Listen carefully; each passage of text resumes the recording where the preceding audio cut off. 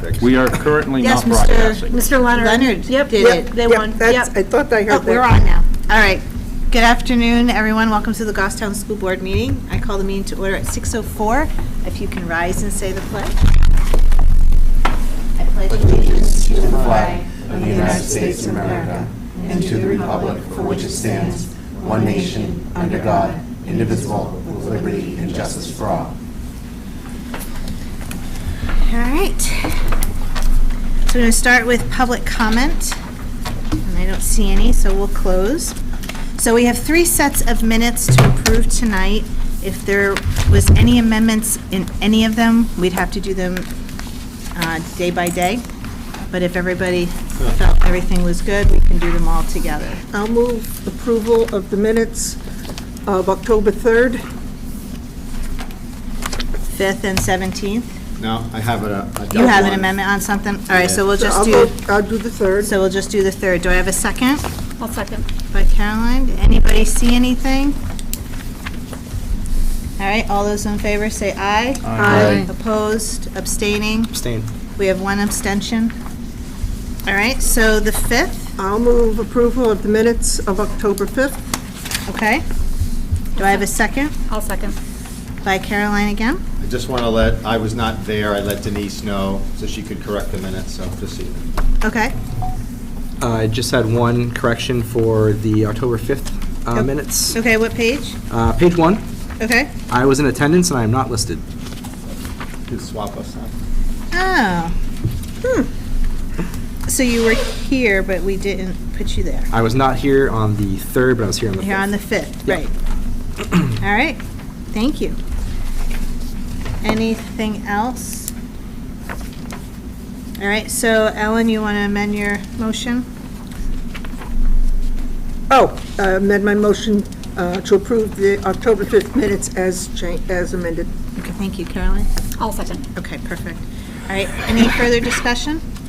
Denise, did you get all that? Okay. All those in favor say aye. Aye. Opposed, abstaining, we're unanimous. All right, so now the 17th.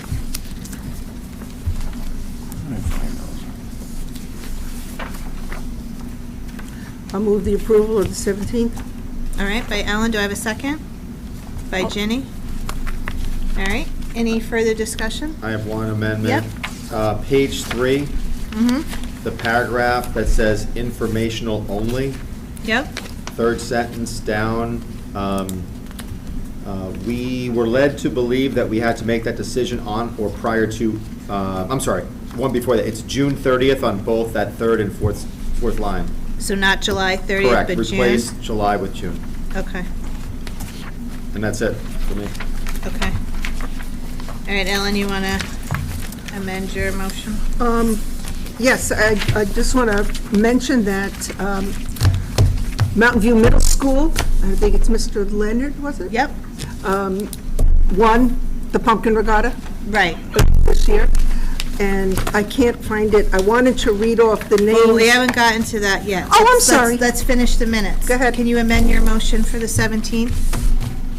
Yes. Thank you. Yeah, thank you. And then Ginny I seconded. wasn't- That's all right. Any further discussion? All those in favor say aye. Aye. Opposed, abstaining, we're unanimous. All right, we don't have commendation good news, but go ahead, Ellen. I'm Do you sorry. want- No, go ahead. Yeah, Mr. Leonard from Mountain View Middle School was the captain of the Mountain View's pumpkin boat, and Yes. they won the regatta Yep, this weekend.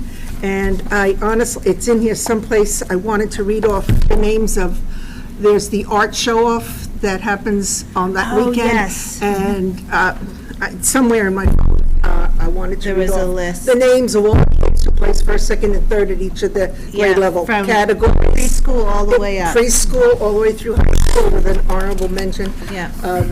They did a very nice job, They and did. it's wonderful to see the schools in the town doing things together like that. Yes, yeah, very So- talented kids. It was hard to I would vote. read the names, but I can't find it. Yeah, no, that's okay. Okay. I think the high school did list names out on their website, and they were Okay. mentioned, so. If I All could right. add to that, Yeah, go ahead, Scott. I've been in town hall twice in the last week. There's a lot of artwork hanging in the hallway of Yep.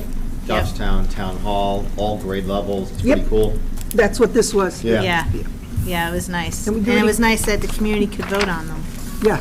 So, all right, so, yes. Can I just add, and this is not directly related to the schools, but it has to do with GTV. They did an outstanding job of the video of the event. It was animation, multi-perspectives, and it's just, it's really great to have GTV not only serve the school board, but the town in so many ways. That was a really great video, if you haven't seen it. If you missed the regatta, you can just watch the video. Right, on GTV. Thank you, Retta. All right, anyone else?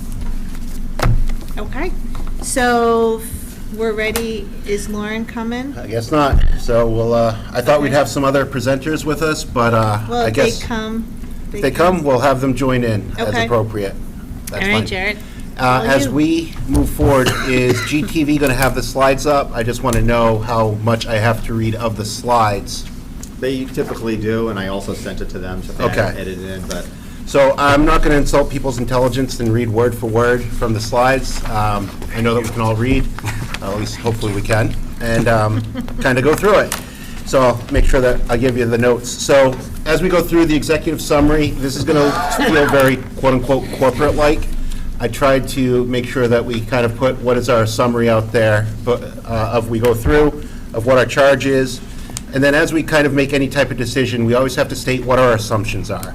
So these are gained agreement assumptions from the committee that we use in order to understand and conduct our analysis, be able to take our analysis, form some options, and then from our options, choose a recommendation back to this board. So that's how this reads. So if we move on to the next slide, going through the committee's charge, and for those of you that may not have been with us, this started before COVID. So it has been a long time coming where we had to put a strategic pause on. We kind of rebranded ourselves. We had a lot of committee or community involvement. We had roughly about 30 people signed up at the very beginning. Unfortunately, at the very end, I think we only had about probably 9 or 10 core individuals that stuck with us as we went through. But to read the committee's charge, it really was to look at our current and anticipated needs. And as we know, our anticipated needs was the hardest part of any type of work that we have. But we really wanted to look at all options, whether it was renovating things, whether it was building new things, whether it was changing things, and really to develop those recommendations to present back to this board. As you look at our members, there were 3 school board members from Goffstown. It was myself, Ellen, and Terry were the school board members that represented Goffstown School Board. The SAU Facilities Director, which as we know is Mr. Randy, and of course the always present Mr. Gross joined us throughout the process. We did have Lauren Dukas as our Budget Committee member, so they were with us lockstep. We started out with a new Boston School Board member on a kind of advisory role, advisory individual, but they did leave us during the COVID and never came back, unfortunately. But we did have a member of the New Boston community, the vice principal of New Boston Elementary School. I can't remember his name right now, but he was also present with us during the whole process. Thank you, Scott. And several community members that came in and out, whether they were members of the state legislature or really parents and other individuals from the community really contributed to this. So we had a good representation from everybody. So accepted assumptions and facts. So these are things that we agreed to as a community, though, some people agreed with more things, but these are kind of the baseline things that we used as we move forward. So we understood that there are 5 public schools within Goffstown, 3 elementary schools. Glen Lake is designated as an elementary school, even though it is pre-K and kindergarten. We had 1 middle school and 1 high school. And also, one of the assumption facts is that the state building aid program has very, very limited funding. Long story short, it would be hard pressed for us to receive state aid for any kind of building work that we'd want to do. That was an assumption that we all recognized. And what I'd say is if there's any questions as we go through this slide by slide, we don't have to wait till the very end. If somebody has a question, just bring it up and our chair will recognize them. Yes. Other assumptions. looking. I know, it's a lot of things, but freedom education accounts, that has been, I wouldn't say a hot topic here within Goffstown, but it has been something that we've discussed as a community. our assumption was that they would continue. So through the legislature process, whether it changes or not, our assumption is that they're going to continue as we move forward, and we use that to make our decisions. They can affect, and the key word there is can. Yes, go ahead. I just looked at you and you were looking at the screen. I did, I wanted to, I was relating. Go ahead, Dan. You mentioned, I wanted to make sure I was looking, it says will continue and can affect our future school budget capacity. In what manner? I will defer to Mr. Gross on this. It's loss of revenue. Yeah. How? Yeah, essentially, a student who currently attends any of our schools, if they qualify for an EFA and they leave the school district, they take with them any state adequacy that is associated with them. So if the baseline adequacy is, let's say, 38 and change, they would take that with them. And if they had any type of other factors associated with that, free and reduced lunch, reading below grade level, a type of special needs, et cetera, it could be more than that. But it does follow the student. The money does follow the student. Adequacy is what piece of the revenue for what I don't remember? Well, you gotta figure this, like the base adequacy is almost $4,000. And if let's say our average cost per pupil is in that, depending upon the grade level, Dan, 14 to 16.5. Let me ask it a different way. So is Yeah. that $4,000 sitting in the federal revenue line someplace, or? No, it Where's it doesn't, sitting? it's not listed, Dan, under either a local, state, or federal source. It's a separate revenue source, along with SWEPT. So how much is our current estimated revenue for adequacy? Total for the district? Yep. Hold on. Rough numbers. Yeah, I'll give you the Because I don't remember if that was the 20,000 or the 200,000. Oh, no, it's way more than that. Okay, I think it's important for us to understand the Yeah, and I just want to put that in perspective, too. So, usually, we get, I'm going to give you, again, rough numbers, about $8 million in adequacy. And then, on top of that, we get about 3.3 million in the the statewide property tax, which is money that's raised locally retained. Yeah, I don't look at that too much. In my analysis, again, I've been working with Betsy a little bit on this. I think, and I mentioned it at one of the budget committee meetings, I think we've got 22 to 24 students that are partaking in that. And my last was that I think 8 left the district, so Yep. we'd be about 6 to 8. Don't quote me on it. So when this started, you're probably looking at 30 to 40,000 of lost revenue. Yep. Would be out of a total of 11 to 12. Yeah, 11. So it's not a massive amount, but keep in mind, folks, that right now this is pegged to a 4-member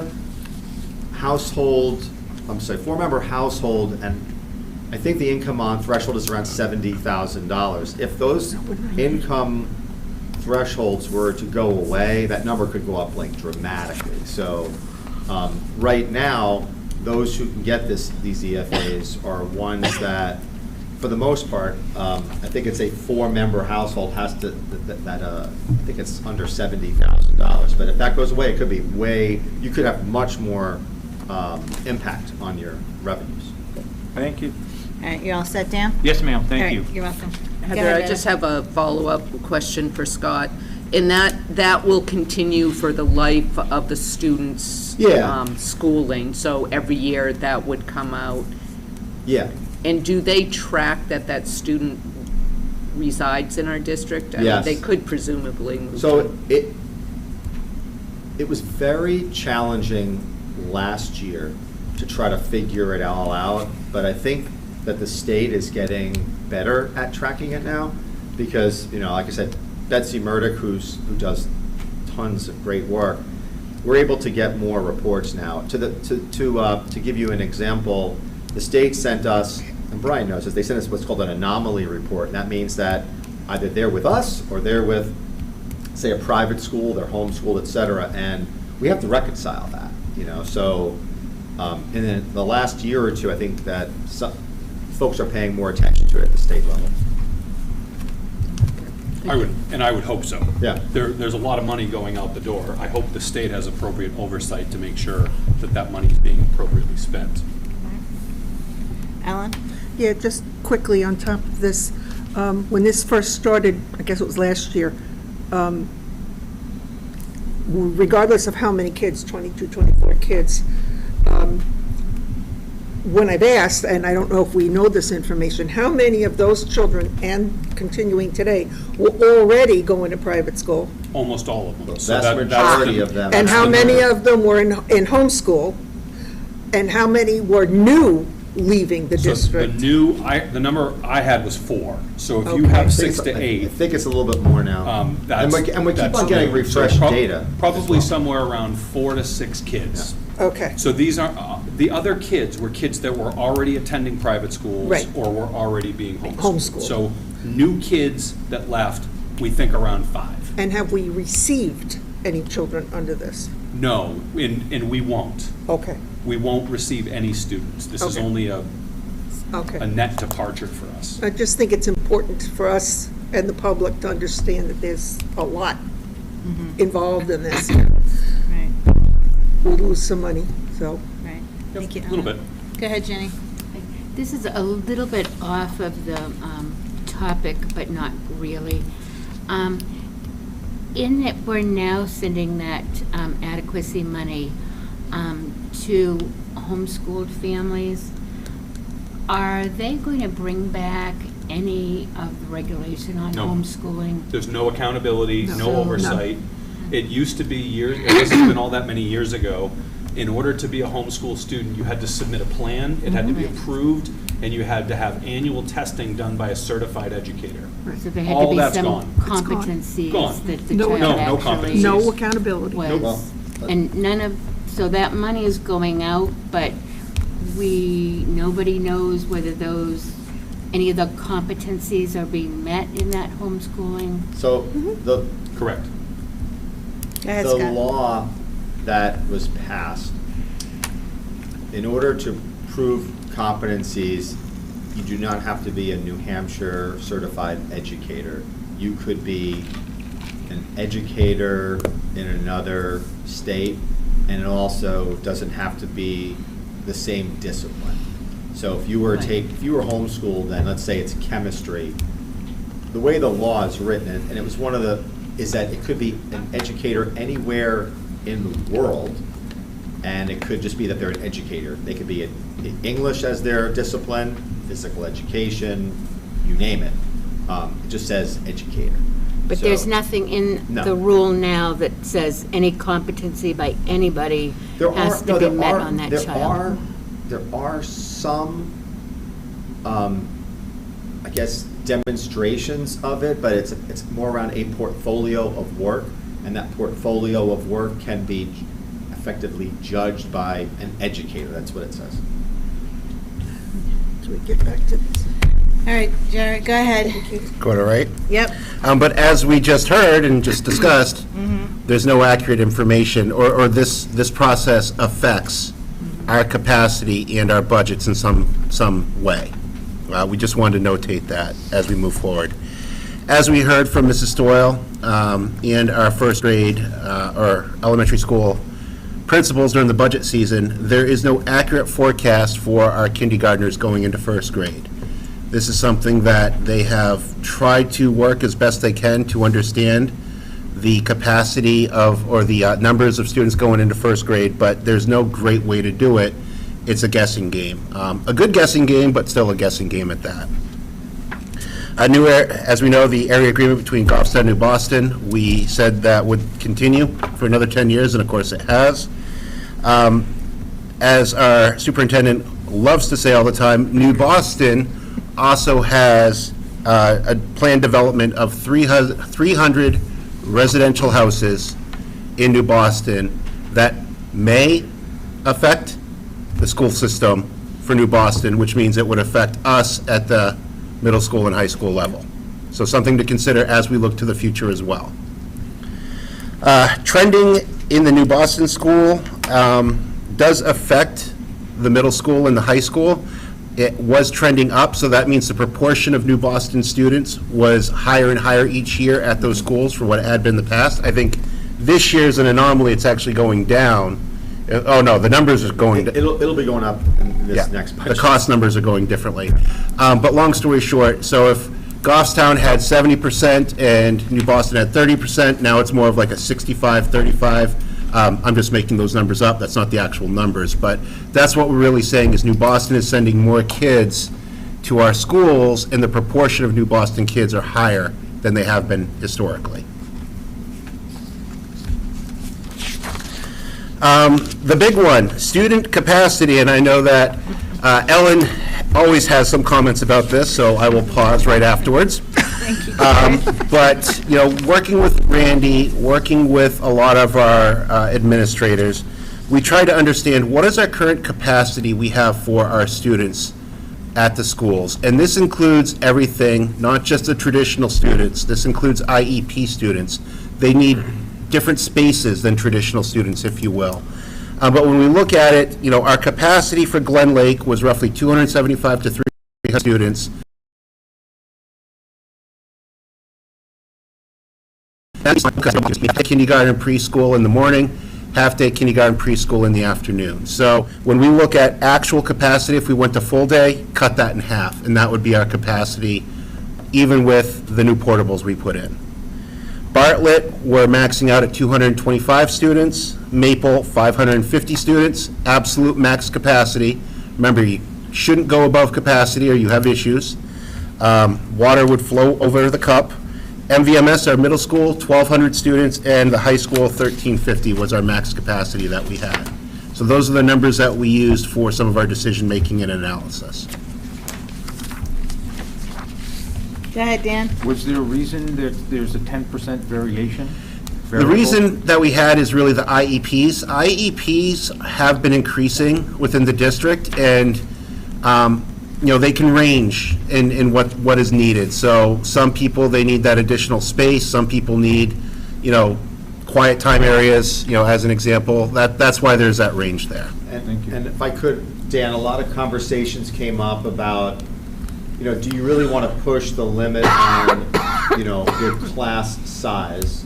So especially, you know, at all of our schools, you could go, if you went to the maximum class size, which might not be ideal, that would push those numbers up as well. And so I would, as a follow-up, it's not a recommended adequate minimum. Let's say at 1,200, we're feeling good. No, this And is, at 1,350, No. we're No. feeling a push. No, this That is- 1,200 had nothing to, no, this is a maximum kind of area. 1,350 is the maximum, and then you backed it down to 1,200 for a range, depending on IEPs. Correct. Okay, that's it. Okay. Go ahead, Ellen. I would say historically, Bartlett's max has been really 200, and I don't know if 25 comes from having the portables there or not, but I know it's historically been 200, Maple 500, Mountain View 1,100, and the high school 1,200 were their max historically. So I don't quite know where the additional numbers come from. I do know you could put kids in a room, but as we know, we don't have a single elementary school that has adequate square footage Right. to take the greater number of children. Right. So even, I would say 200 and 500 at Bartlett and Maple, and the 275 at Glen Lake is pushing it. So, and I did notice Maple Ave's numbers, we have a couple classrooms that just simply have too many kids in them Right. right now, even with the portables in the back. So I would say that the second number on each of these is pushing it almost well beyond the limits, Right. so. Next, we'll move on to the demographic study area. This is something that I know was presented to the board some time ago, so I will highlight some items listed in here. The keynote here is always, there was a small sample size. Was it sufficiently justified for our population? Statistically speaking, yes, but we're talking minimum viable statistics here. to say that what our sample size was during the demographic study we did a couple of years ago. So the first bullet that says the existing housing sales are occurring. This is recognizing that as we sell or as people resell their homes, they're usually coming in with kids. And this is offsetting the kids that are graduating. So this kind of reads, when it says student attrition through graduation is being replaced with new students through existing home sales, that's just basically saying as we lose students or as students graduate, those home resales are filling those spots back in, because families are coming in with students, they're coming into the grade systems, and it's really, a swap for our graduates that are going through the program and on to either higher learning or entering the workforce, whatever it is that they're doing. As we look at this, it's really the new housing that is driving increased students into our groups. And what we had listed here is that from what we knew back months ago, which I know has changed since then, our current new housing projects will roughly 15 to 20, 14 to 19 students are expected at the Bog Road development. Factory Street was roughly 10, and these were based on the next slide that has the breakdown that you see. So new housing sales, how does it affect our school system from the demographic study? It is notated that new single-family homes are the biggest driver for the increase in students in our school. But we don't have a lot of new single-family residential developments going on, but there are other types of developments that are going on that are listed here. So school-aged children that I think we called, I don't know, I'll just keep calling school-aged children. Really, it's 1.64 children per unit should be used, which is higher than the state average of 0.64. So for every new home that is being built, 1.64 students are coming into our school system. When we have new townhouses being developed, it's not as high, it's really a half of a student is coming in. So if there's 20 units for a townhouse, we can think that there will be roughly 10 students coming into our school system. And then we have the garden-style flat apartments, which, those big buildings where they have that single-family kind of apartment living, either, a one-bedroom or two-bedroom, hopefully a two-bedroom. We really have 0.17 students coming in. So this is the multiplier we use to say when these developments are occurring. This is what we need to use as a multiplier to say, how does it really impact the population in our school system as a forecast? Where do you get these numbers from, Jared? This was from the demographic study that we commissioned about 3 or 4 years ago now. Mr. Fougere. Yeah, this was Mark Fougere, who's a town planner, and he basically looked at all the sales that occurred, and then we gave him the associated number of students per residence.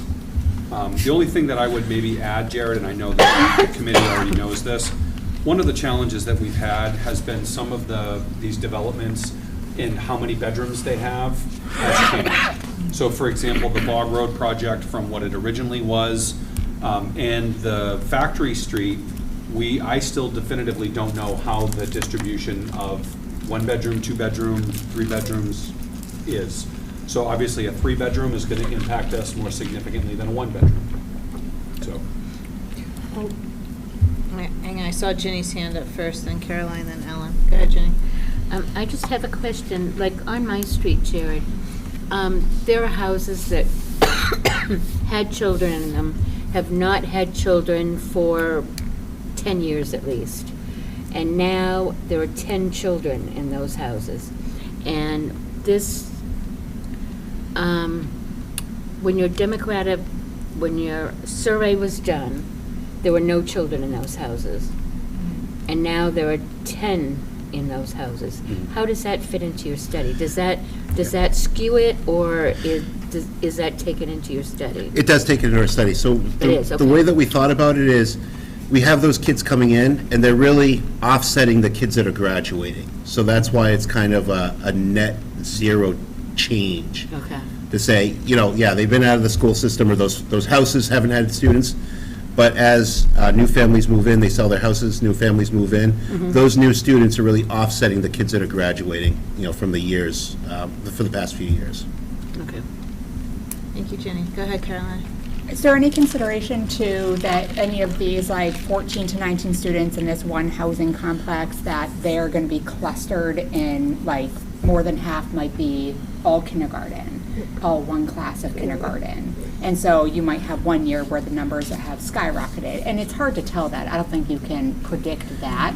But I think that that's one thing. It's like, 14 to 19, but they may not be across, Yeah. first, second, third, fourth. Yeah, they could absolutely be clustered. Unfortunately, that's kind of the anecdotal information we weren't able to get Right. into. Right, until people start buying and moving Yeah. in. I don't think they're finished being built yet either. Well, with some of these, if they're townhouses or these garden style, are they rentals or are they going to be sold as?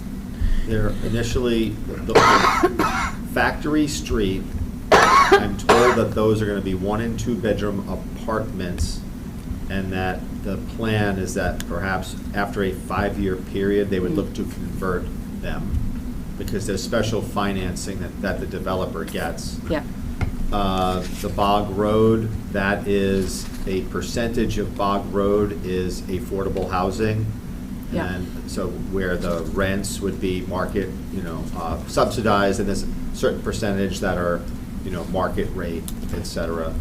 And then there's another one that's kind of going, well, it's being planned on near the gas station, the Shell station, and those are the ones that are, there's like 30 of them, but those are like 3-bedroom ones. And I Yeah. think those are the ones that the superintendent mentioned, where Yeah. you have more concern with those than a 1 or 2-bedroom. Is that Bartlett area or is that Maple? Or will we make it We're one or not the sure. other? It depends. All right, Ellen had her hand up. Go ahead. Where the room is. If I remember, Jared, correctly, the gentleman that did these studies, because you can see the difference where there's a state average, but he looked very specifically at our numbers here in Goffstown, locally. So I thought, I rather like that he was able to do that, because it's specific to a community that people want to go to.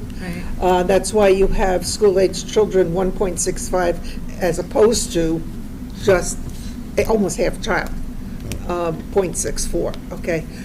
He looked at our numbers happening, and I thought that was important. And keep in mind, so that when developments come in, we have a multiplier that we can just, for planning purposes, use. All right, go ahead, Dan. You just correct the mistype before we republish it? Huh? Are we rationing the children, or are we rationing them? We're gonna ration them. That's what I was thinking. We're getting dangerously close to rationing It was them. really close to what we needed. It's like the superintendent takes a teacher and puts them .2 at one school and .8 at another school. Right. We're rationing Very the similar. teachers. We have those kind of There we go. Yeah. 0.2 All children. right, Jared, go ahead. The next page is just the changes that have occurred within the school. So again, this is the change in the students at particular schools. Glen Lake has shot up 16% for those 5-year period, 2017 to 2021.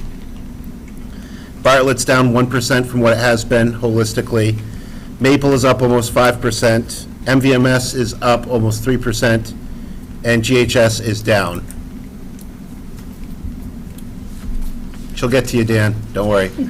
Sorry, Dan, go ahead. I You was did looking mention at you the wanted me numbers. to- I was gonna look up after I was reading. Go ahead. No, that's fine. The little Um, buzzards.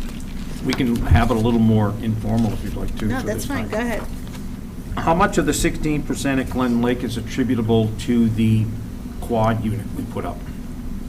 Because I think we had 9 active classrooms, added 4. My gut, again, this is not something that we really debated, but my gut, just from talking with Mrs. Toyle all the time, is that we needed those additions because we were getting these student increases.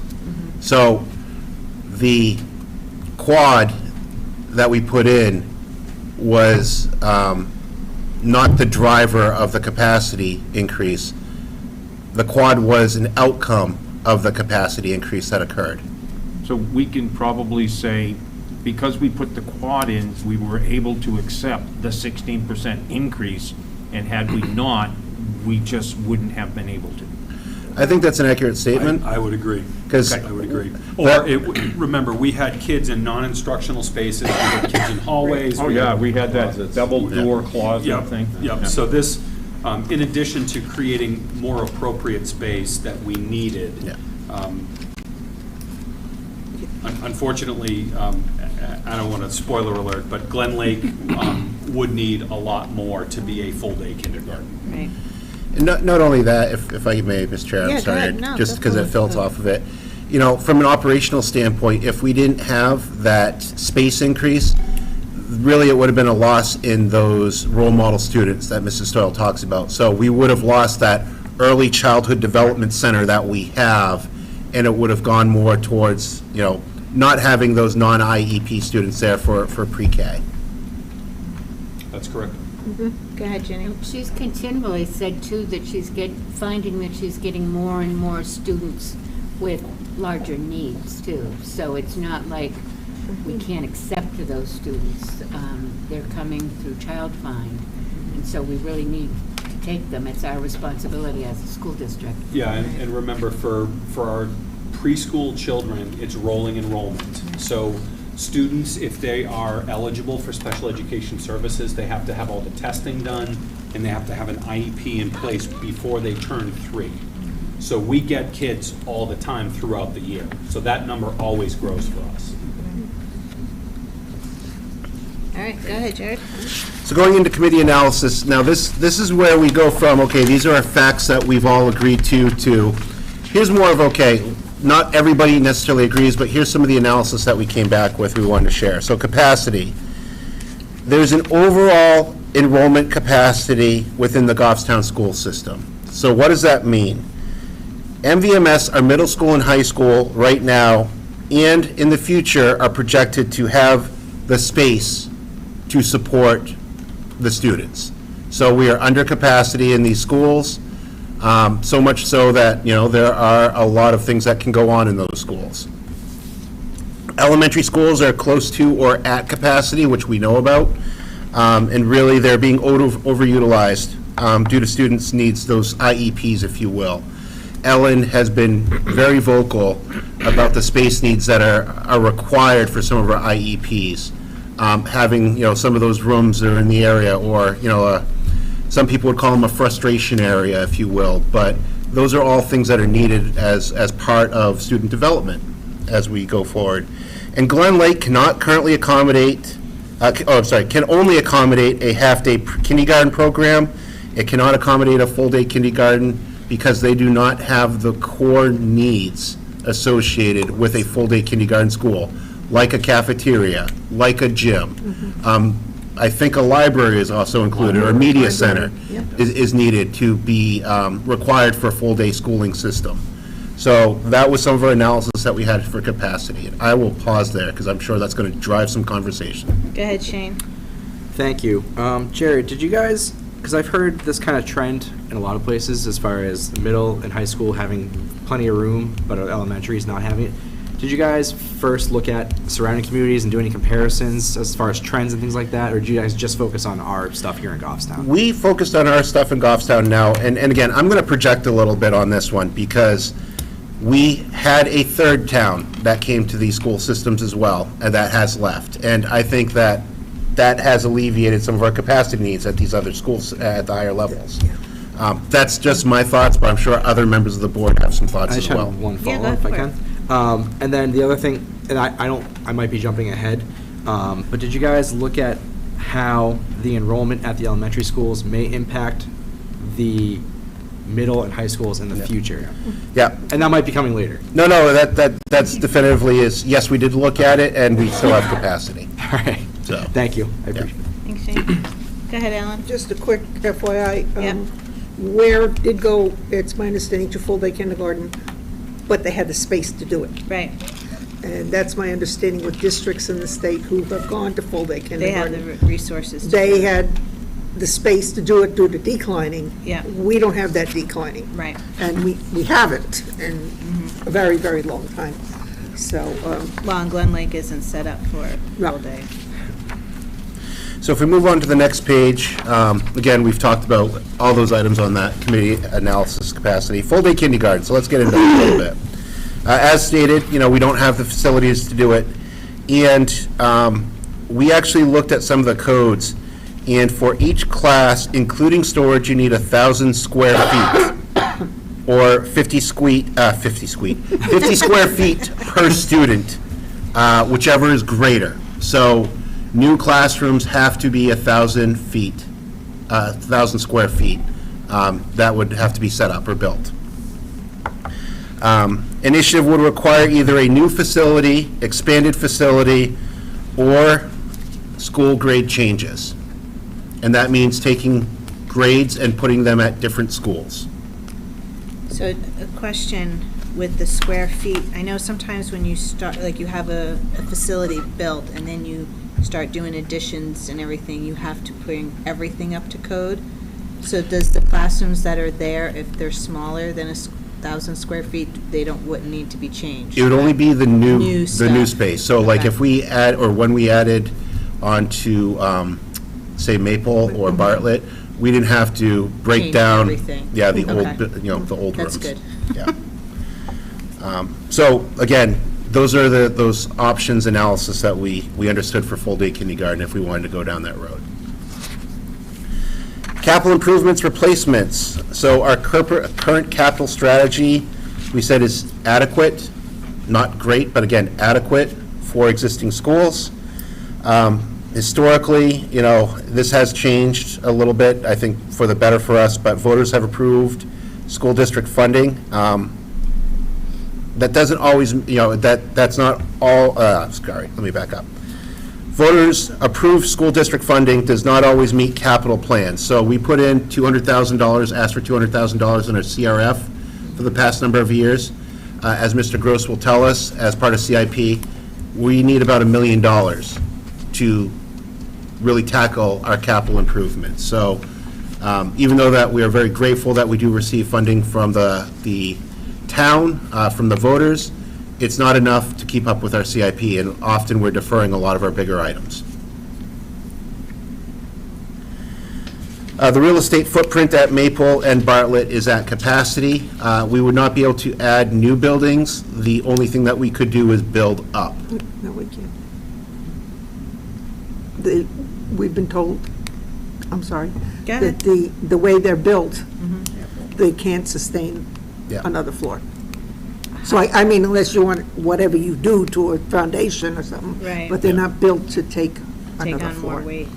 But the actual footprint, That's it. Right. we Property. can't add to it. I'm sure there's structural things that we could do if we wanted to try to build up, but again, it's something that we'd want to do. Right. And it's important to remember that first and second grade have to be on the ground floor. Have to be ground There's level. nothing, you can't have them upstairs. Oh, Yes. I didn't know that. Okay. And then traffic patterns, as we all talk about a lot. Parents love picking up their kids, especially when buses are sometimes long, just a matter of fact. But buses and parent vehicles are often in the same traffic patterns. I know it was changed for Maple this year, but they're all arriving at the school at the same time. So options. As we moved into options as a committee, we really tried to throw out a lot of different things or a lot of different ideas people had. If there was something that was off the wall, we added it as an option. We tried to really, really have a brain trust of what could we do, and then we could narrow it down. We didn't want to go in there and say, we must do this. That's the only thing that we should focus on. We wanted to throw a lot of pasta on the wall, if you will, to see what stuck. So space needs. Not a fan of, I'm sure there's going to be some people that aren't fans of these, but one of the options was consider moving fourth grade to the middle school to alleviate needs at Maple and Bartlett. And we'd have to redesign Maple and Bartlett for students in special needs. That was one option that we had talked about. I know it's something that we tried here within the district many years ago, but again, it was an option that was thrown out. Consider moving 8th grade to the high school to alleviate needs at MVMS if the first bullet was taken in place. and then redesign MVMS to include those fourth graders with IEPs as well. Build a new elementary school adjacent to the high school. This includes sub-options, so if we built a new elementary school, we should include decommissioning Glen Lake, Maple Ave, and/or Bartlett. Includes decommission, and then includes decommissioning Glen Lake and Bartlett, and move all of pre-K and kindergarten to Maple, if full-day kindergarten was warranted. Hi, Lauren. Welcome. My apologies. No, it's quite all right. I thought our presentation began at 7. I'm so very sorry. It's quite all right. If you want to sit down here with a microphone and Can we give her, do we have another deck that we can give her? and then Jared, you can introduce. I have the, You got it? Yep. Okay. So for those of you that don't know, one of our members, Lauren Dukas, has come. She is on the Budget Committee. She was an active contributor to the whole process, and she has been one of my highlights for the people that really was showing interest in this and drove a lot of this conversation. So I'd like to welcome her. And Lauren, we've gone through half of it. We're now currently under the committee options, which I know that you have some other commentary you might want to provide as we go through. Ginny? Didn't we have 8th grade at the high school once before as well? We- 7th and 8th. And- We- 7th and 8th grade. And that Also, was- fourth grade was at Mount. Yeah, I knew fourth grade. So we had 7th and 8th year? Yep. Yes. The we high did. school had And 7th. it That was- was before my time. Yeah. I went Before to Mountain Goffstown High View. School as a 7th grader. I did too. Yeah, and it was. We and were it- in the same grade. yeah. And Mountain View, and Mountain View opened with 4th grade in it. Yeah, I knew that. Okay. All right, go ahead, Jared. No, so again, the whole considering a new elementary school, we wanted to throw that out there with other options of, if we do build a new school, what should we decommission, if anything? What should we change, if anything? These are all options that people threw out there. And then consider building actions, building onto Glen Lake. Again, if we built onto Glen Lake, it would allow for a possibility of having pre-K through the grades. So again, treating this as a true elementary school, having this pre-K through grade 4 going to Glen Lake was an option that we wanted to throw out there, as well as redistricting, so have pre-K and kindergarten at our elementary schools. So really treating Glen Lake as a third true elementary school and not have a center excellence anymore, but having pre-K at Maple, have pre-K at Bartlett, as well as kindergarten in those groups as well. But really redistricting Yeah. all of pre-K through grade 4. Go ahead, Brian. So a couple things I would, first of all, I think the committee did outstanding work, and we've been thinking and talking about these options for a long time. A couple that you might have considered, but I just want to make sure are part of our discussion. We had talked about moving 4th grade to Goffstown High School as an option, and I know, before people make too many faces, there is some research to support this in having a sort of like a magnet school within a school. And when we had been looking at that, we talked about doing a partnership with, for example, Southern New Hampshire University, where we would have almost like a magnet school that students from the university are part of our program, so there'd be a higher ratio adult to student. That was one thing we talked about. Another thing we talked about was instead of building a new elementary school, to build a new middle school and recommission Mountain View as an elementary school.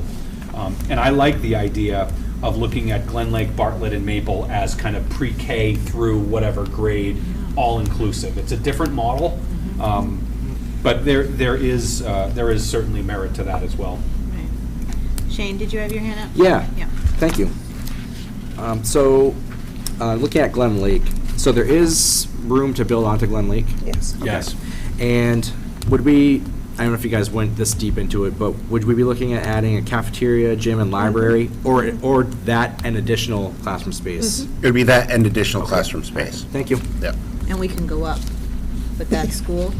Because it, right, That can I- you do a We- second floor on we- that? we, Could- we can't have children on the second floor. Oh, because they're all under Right. second grade. Well, if we had third and Well- fourth grade, we could. You could if you had older kids. Okay. If, so that But would. this structure could handle a second floor. I do not know that. I The don't building know was that. built in a, well, let's talk to people who are on the building committee, but it was I don't- designed conceptually that additional spokes could be Yeah. put off Right. of it. It So wasn't could be designed to go out. up. To go up. Okay. But no, an addition to it could be multi-story. Right. Okay. Go ahead, Dan. So Bartlett, I'm thinking about Bartlett, and I'm thinking about the children who attend Bartlett and where they're from. I'm having a hard time wrapping my head around which children, if we went from pre-K to 4, would go to one of the other 2 schools instead. You guys looked at that? Any kind of redistricting, we Yeah. know that would have to go through a very rigorous process. So we didn't look at, if we did this, these are where we're going to draw the lines to say, you went to Bartlett, now you're going to go to Glen Lake. Or, Okay. you know, you went to Maple, now you're going to go to Glen Lake. We didn't do anything along those lines. We just know we'd have to do it. We would That was have to part do of it. that. And Thank you. I'm Lauren, sorry. yeah, Lauren had her hand up. Go ahead, Oh, and then no. I'll do Ellen. No, thank you. First off, my apologies to this committee. I thought our presentation was at 7, and I thought you had other business at 6. So my profound apology. I was very much looking forward to this, but I'm sure Mr. Talbot did a ample job with the rest of it. But again, my sincere apologies. No worries. We were cognizant in discussions in the committee that there would probably be a lot of feelings about leaving their neighborhood schools. So during our discussions, we were not immune to that. It was not, oh, we'll just close that and that's to them. It was, there's a lot of pride there, there's a lot of history there, and there's a lot of, involved feelings with, we have to be very careful with. Redistricting was one of the ones that we assumed that the school board would have to do ample public hearings on redistricting to get enough public feedback so they understood and felt valued. That was not something that we were looking at. Cutting off a school and the history that goes there. And also, I'm sure you talked about it, but the needs, at least going into the future, and I know that you guys have seen the same with the presentations, where Maple Ave is right now like the biggest growth concern. So we figured the redistricting would kind of have to focus on that area that pulls from those neighborhoods. Bartlett, the growth there is a little more stagnant as far as you have kids come in, you have kids go.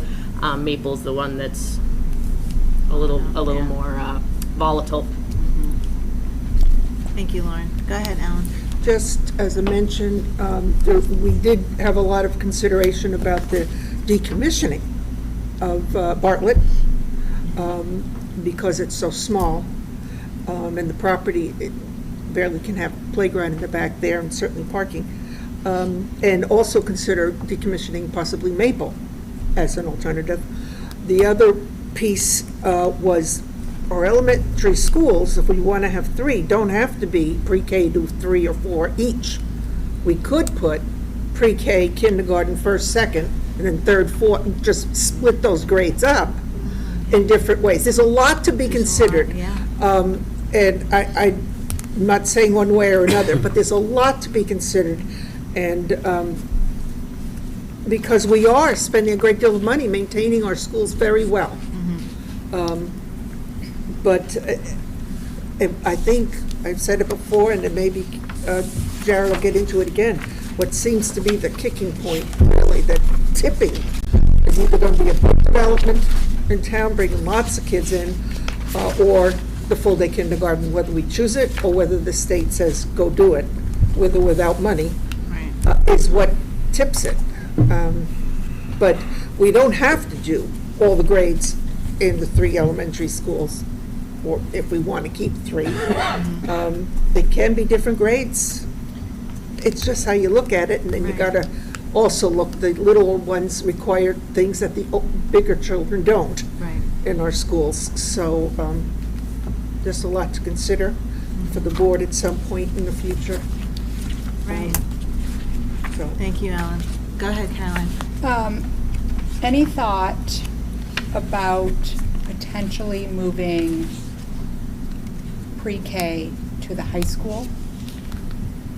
which might sound a little weird. So we talked about the possibility of several parts of this building being available. So Yeah. that included looking at fourth grade, that could include looking at preschool. We also contemplated, could we get preschool, and again, this would disrupt the model. So I want to make it clear to everyone at Glen Lake and the community, we're not suggesting this. No. But preschool could be removed from Glen Lake altogether. Yeah. So if you think about, Shaw's Plaza, could we purchase, where the bouncy place is now, but you think about a space like that, could we take preschool out of Glen Lake and therefore create more capacity for kindergarten specifically? That's been on the table. But I think too, it's not just about creating more capacity for kindergarten. The school itself, the structure itself, could still only accommodate a half day. Agreed. And so, the other piece, yes, we have a lot of buildings that we're maintaining. We maintain them very well. We also operate, as we just learned over these past few meetings this month, that we are very conservative with our budget, and our cost per student is lower than other districts, correct? Considerably. Yes, so that's another thing to consider, that we're doing a fairly decent job, plus our test scores show that our kids are doing well, our teachers are doing rather well. So I think as a district, we do really well overall.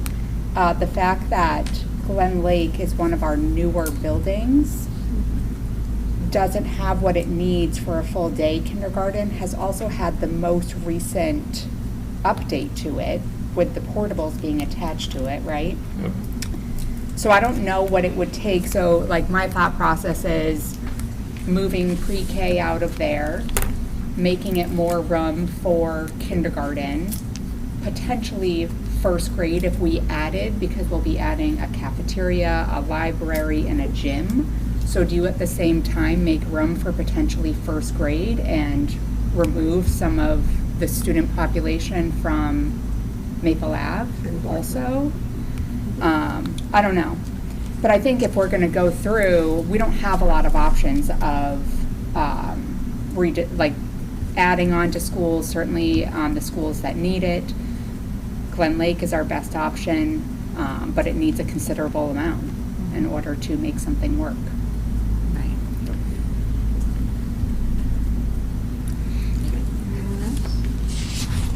All right. Okay, go ahead, Lauren, Janet. just because the next page is about the budgeting process for kindergarten, are you comfortable speaking about that? Sure. Thank you. Change it up a little bit, have somebody else moderate. Sure, no, thank you. So part of the committee's charge was to look at kindergarten, and it was sort of does this fall in the priority?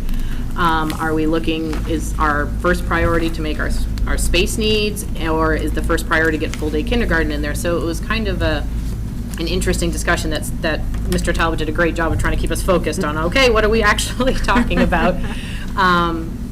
But generally, our consensus was, or we have several different options here that the school board could consider. One of your options for kindergarten is just not to implement full day until the state mandates it, which more than likely with the mandate would come some amount of federal funding. As you know, there is, or excuse me, state funding. There is none. I know there's always a placeholder, being also on the CIP. I know that there's always a placeholder of, 14 million or 7 million down the road. We'll just keep that on there just for fun. So that's a pretty substantial ask, and it doesn't help your elementary crowding issues. So we tried to divest those two needs.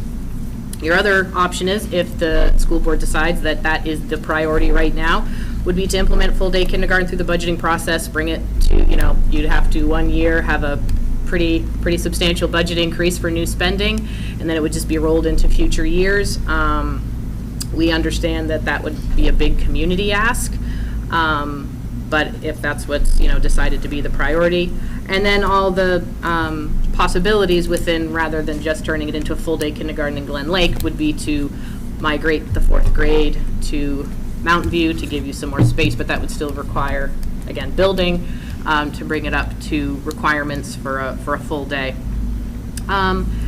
There was a lot of discussion around what's the appetite from the public. I think the school board did an excellent job forming this committee it was about, I think it started off with, 20 members, to really try to get a lot of different stakeholders and say, where do you, as a member of the community, where is your priority? Is it offering full-day kindergarten? We are, 70 to 80% of the state now offers full-day kindergarten. Goffstown's in the, more than that, thank you.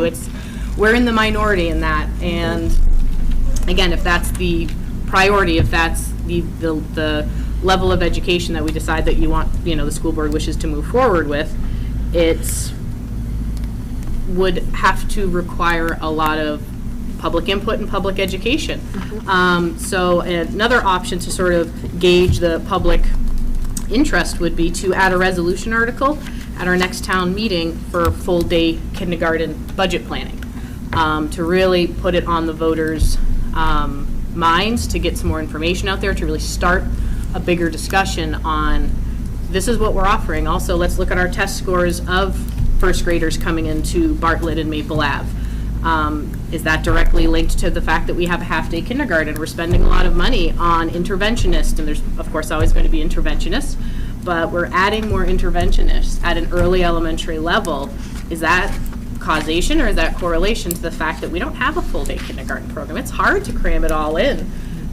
2 and 3/4 hours a day with transportation, with wraparound. It's also very hard for the budget process to anticipate what our actual enrollment numbers will be, because so many people in the community don't actually send their kindergartners to Glen Lake for need of full-day care, and that's a very hard number to try to figure out. So that's why sometimes Bartlett and Maple Ave have these big numbers and go, where do the kids come from? Oh, it's because they were going to the Y wraparound, or they were going to another private full-day kindergarten. So if that's the need of the community, a nice sort of middle of the road would be that resolution, to see if that is supported by the townspeople.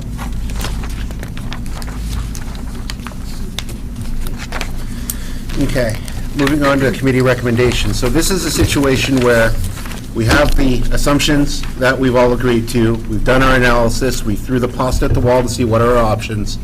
This is where we come to, okay, what conclusions do we have? What are our recommendations from a facilities planning committee? And as part of the process, this was not meant to be unanimous from every member on the subcommittee. There were votes taken, there were close votes taken. So this is by majority where we came up with these recommendations to provide it to the school board.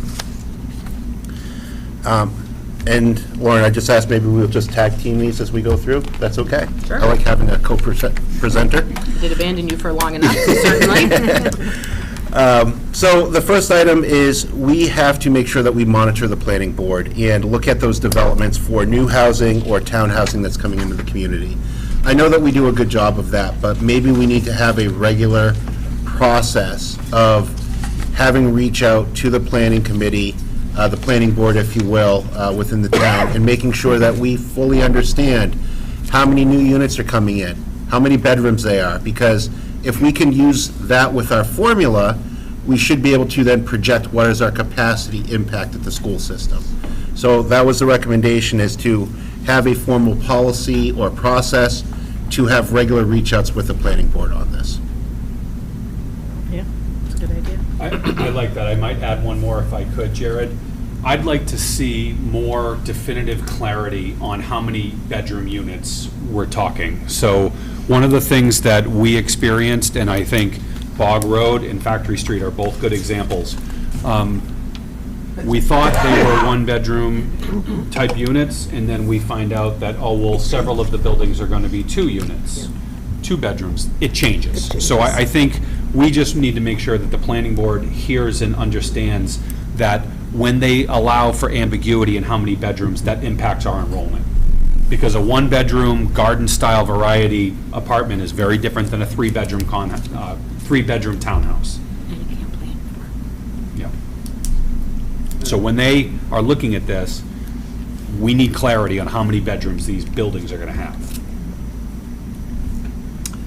Another recommendation of action was to increase our coordinated communication through different channels. As I had said before, I thank the school board for putting this committee together. I know that I entered shortly when the work started, right after the shutdown for COVID, so I know that it interrupted a lot. But I would also like to mention that by the end, when they are actually taking these recommendations, I think we had 8 people there. So it was, the veracity of our statements may have been impacted by, we lost a lot of members because these, or not even lost, but we didn't have as much input at the end for, I just think COVID really did a number on this committee, as it did on many, many, many things. But this was a wonderful, inclusive first step to get a lot of stakeholders. Any actions that the school board wants to prioritize is, again, whether it's getting the input from the public or giving like 2 or 3 options to the public to see what the interest in, is going to take a massive coordinated communication effort, not just on Facebook, but we're like newspapers, flyers at home, other businesses, Parks and Rec advertising, whatever you can think of to really try to get the engagement level up. I know sometimes that can be difficult for everyone's schedules, but I think there's a lot of creative minds here that could try to get it going. And they had some great ideas for future events. Great. The next one, and we've talked about this, but I think, again, I'll kind of look at Ellen as I say this. Ellen asks this all the time, and she's not the only one, but really having additional or more research on the benefits of students for having full-day kindergarten versus part-time. I don't know if this is something that Dr. Dolph can do, if this is something that our wonderful assistant superintendent could spearhead, but really, are there white papers out there that can describe how beneficial it is for full-day kindergarten? I think that would be great information to bring to the Goffstown School Board. So I can share, we did this in New Boston. So many years ago, we had a committee that I chaired along with Wendy Perrin, who is, you all know Sam Perrin on the school board. Sam's wife, Wendy, was a community member who was on this committee, and we wrote a pretty extensive research review and white paper, but this was probably 13, 14 years ago, so that might be getting a little old. But at that time, what the research showed overwhelmingly was at-risk kids benefit from full-day kindergarten beyond 3rd grade. And at that time, for kids that weren't at risk, there were no benefits beyond 3rd grade that they could attribute to full-day kindergarten. So we can update that. I think we should update that. But let's start with that. And Wendy, I would give the majority of the credit to Wendy Perrin, who did an exceptional job going through all the research. But we have that sort of white paper. But it was probably like 2009 that we did that, 2010, so it's getting old, but we have it.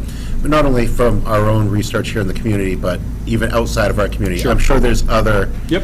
educational individuals that wrote thesis statements on this. There are almost no part-time kindergartens in the entire country, only New Hampshire. And in New Hampshire, it's only, I think, now down to less than 10 communities. So we are in the absolute smallest minority in the entire country. Again. So just to give you perspective on that. So Ellen and Dan had their hands up. Go ahead, Ellen.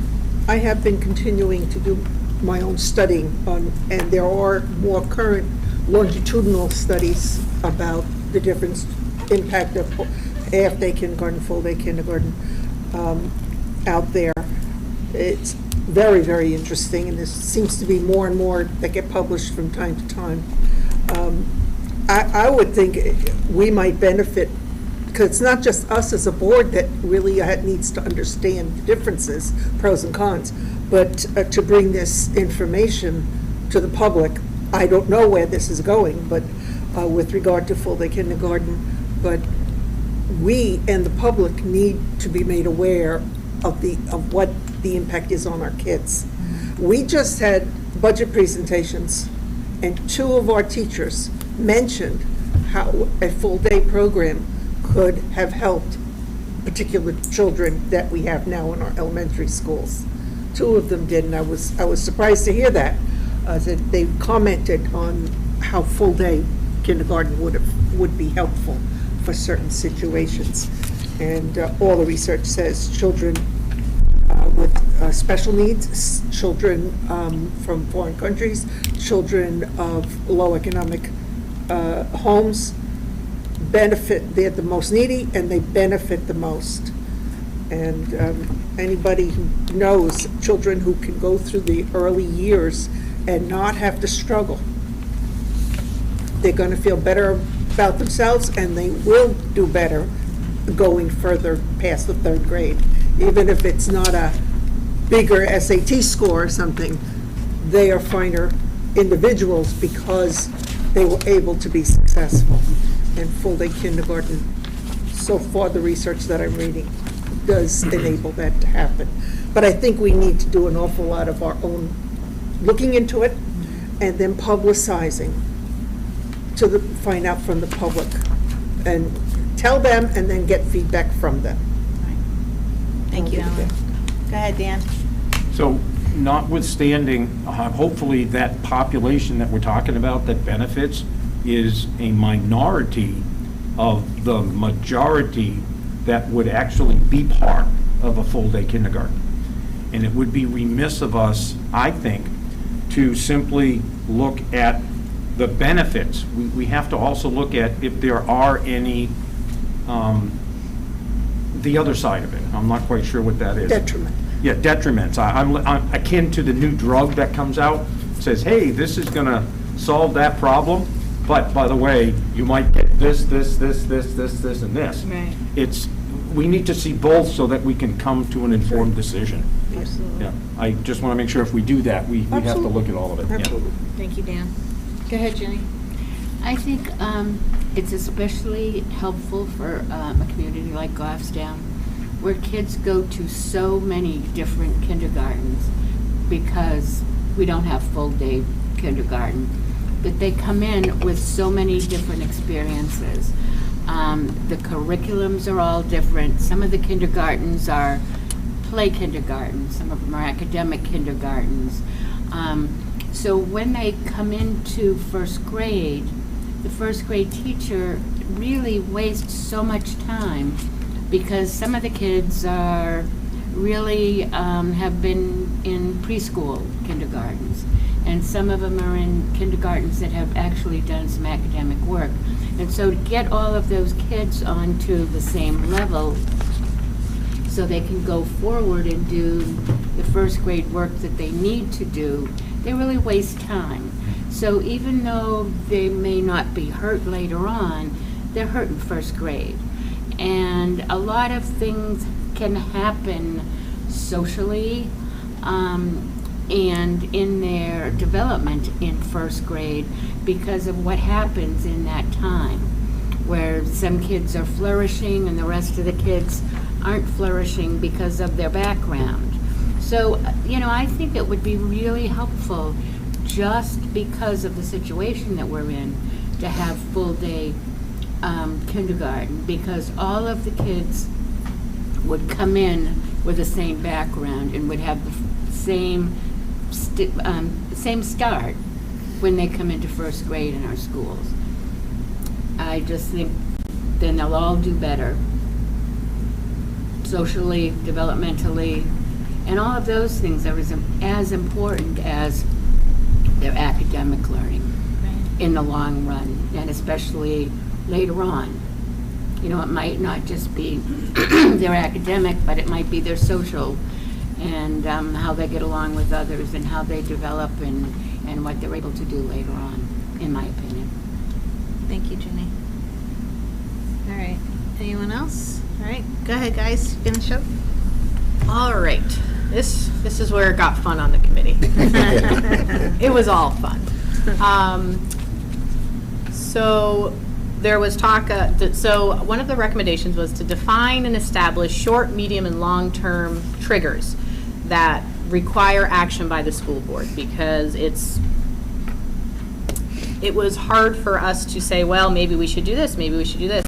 If the school board wishes to take up this recommendation, it would say, okay, what are our triggers for action when we hit this threshold? Rather than saying, is it bad yet? Is it not too bad? Should we move? Say, okay, when we've hit 85% of capacity at an elementary school for three consecutive years, we need to look at such and such.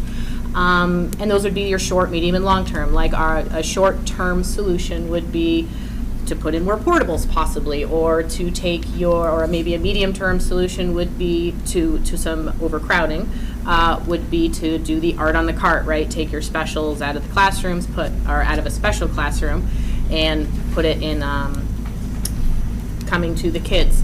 The discussion became very robust around here on, well, we've already sort of embraced some of these short, medium, and sometimes long-term solutions as the new norm. So the extended use of the portables. Some of the schools, and again, forgive me, I forget which specific ones, were art on a cart, I think was on Maple. There is no like specials room there, if I'm not mistaken. Because they didn't have the room. They needed to use every room. Closets are being utilized for special education. Staff, the psychologists and guidance counselors are sharing a very tiny space and saying, okay, I'm going to use it now and you can use it now. So it might be helpful if the school board wished to take up this recommendation to put more black and white on when this happens, we should do this.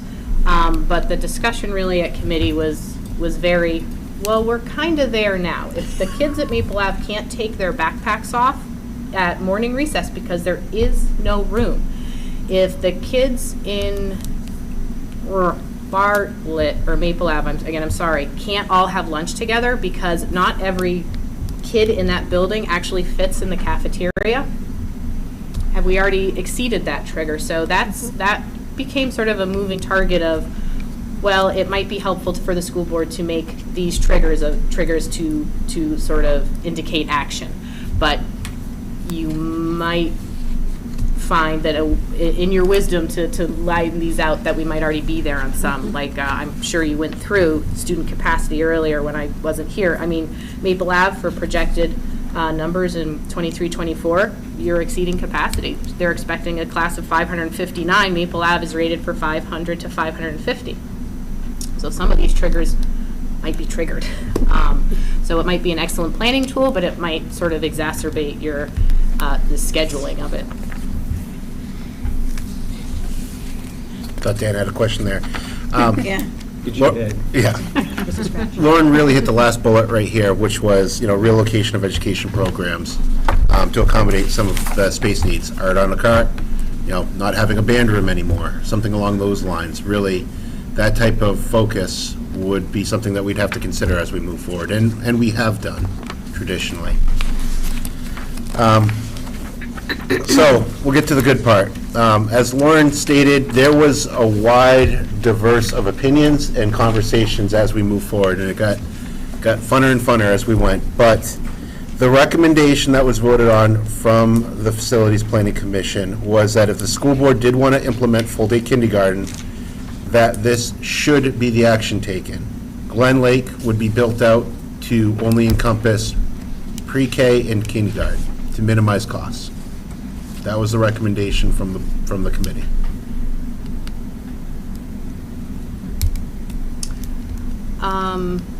The next one, again, depending on where the priority lay, if established triggers for enrollment capacities are met, whatever you set, the options would be consider migrate grades to different schools, 4th to Mountain View, very creative moving of 4th to a magnet school.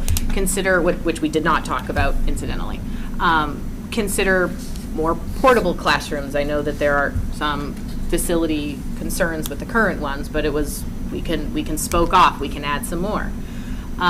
Consider classroom reconfiguration within the school. I think taking tours of the facilities, they're doing a great job, but there's a lot of creative minds. I'm sure they could try to move even more, but I think they're already in that. Or consider building a new school. The big issue there, of course, is the financial aspect of it. With no building aid, it's a large community ask. but that's to be determined. If that trigger, when does that trigger met? When is that decision pulled, if ever, in this community? If we feel the growth is there.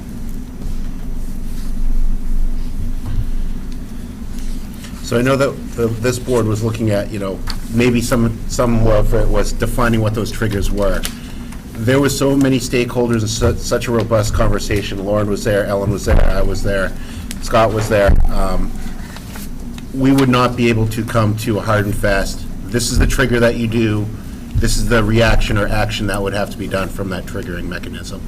So what we tried to do is just, again, provide our analysis, provide a lot of the options, and then the path forward would be, what do we consider those triggering items to be?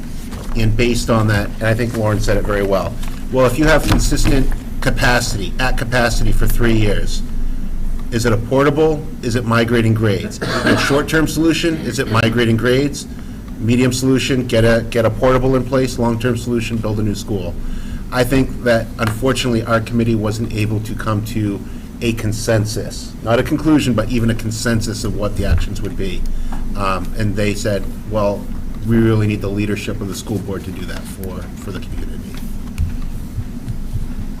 Go ahead, Caroline. I just want to say thank you. I think you guys did a great job to everybody who committed to this over years. I'm sure it was an extremely heavy lift with some bumps in the road at times, but this was really eye-opening. I appreciated it. I think that obviously full-day kindergarten is a huge topic of discussion, but we can't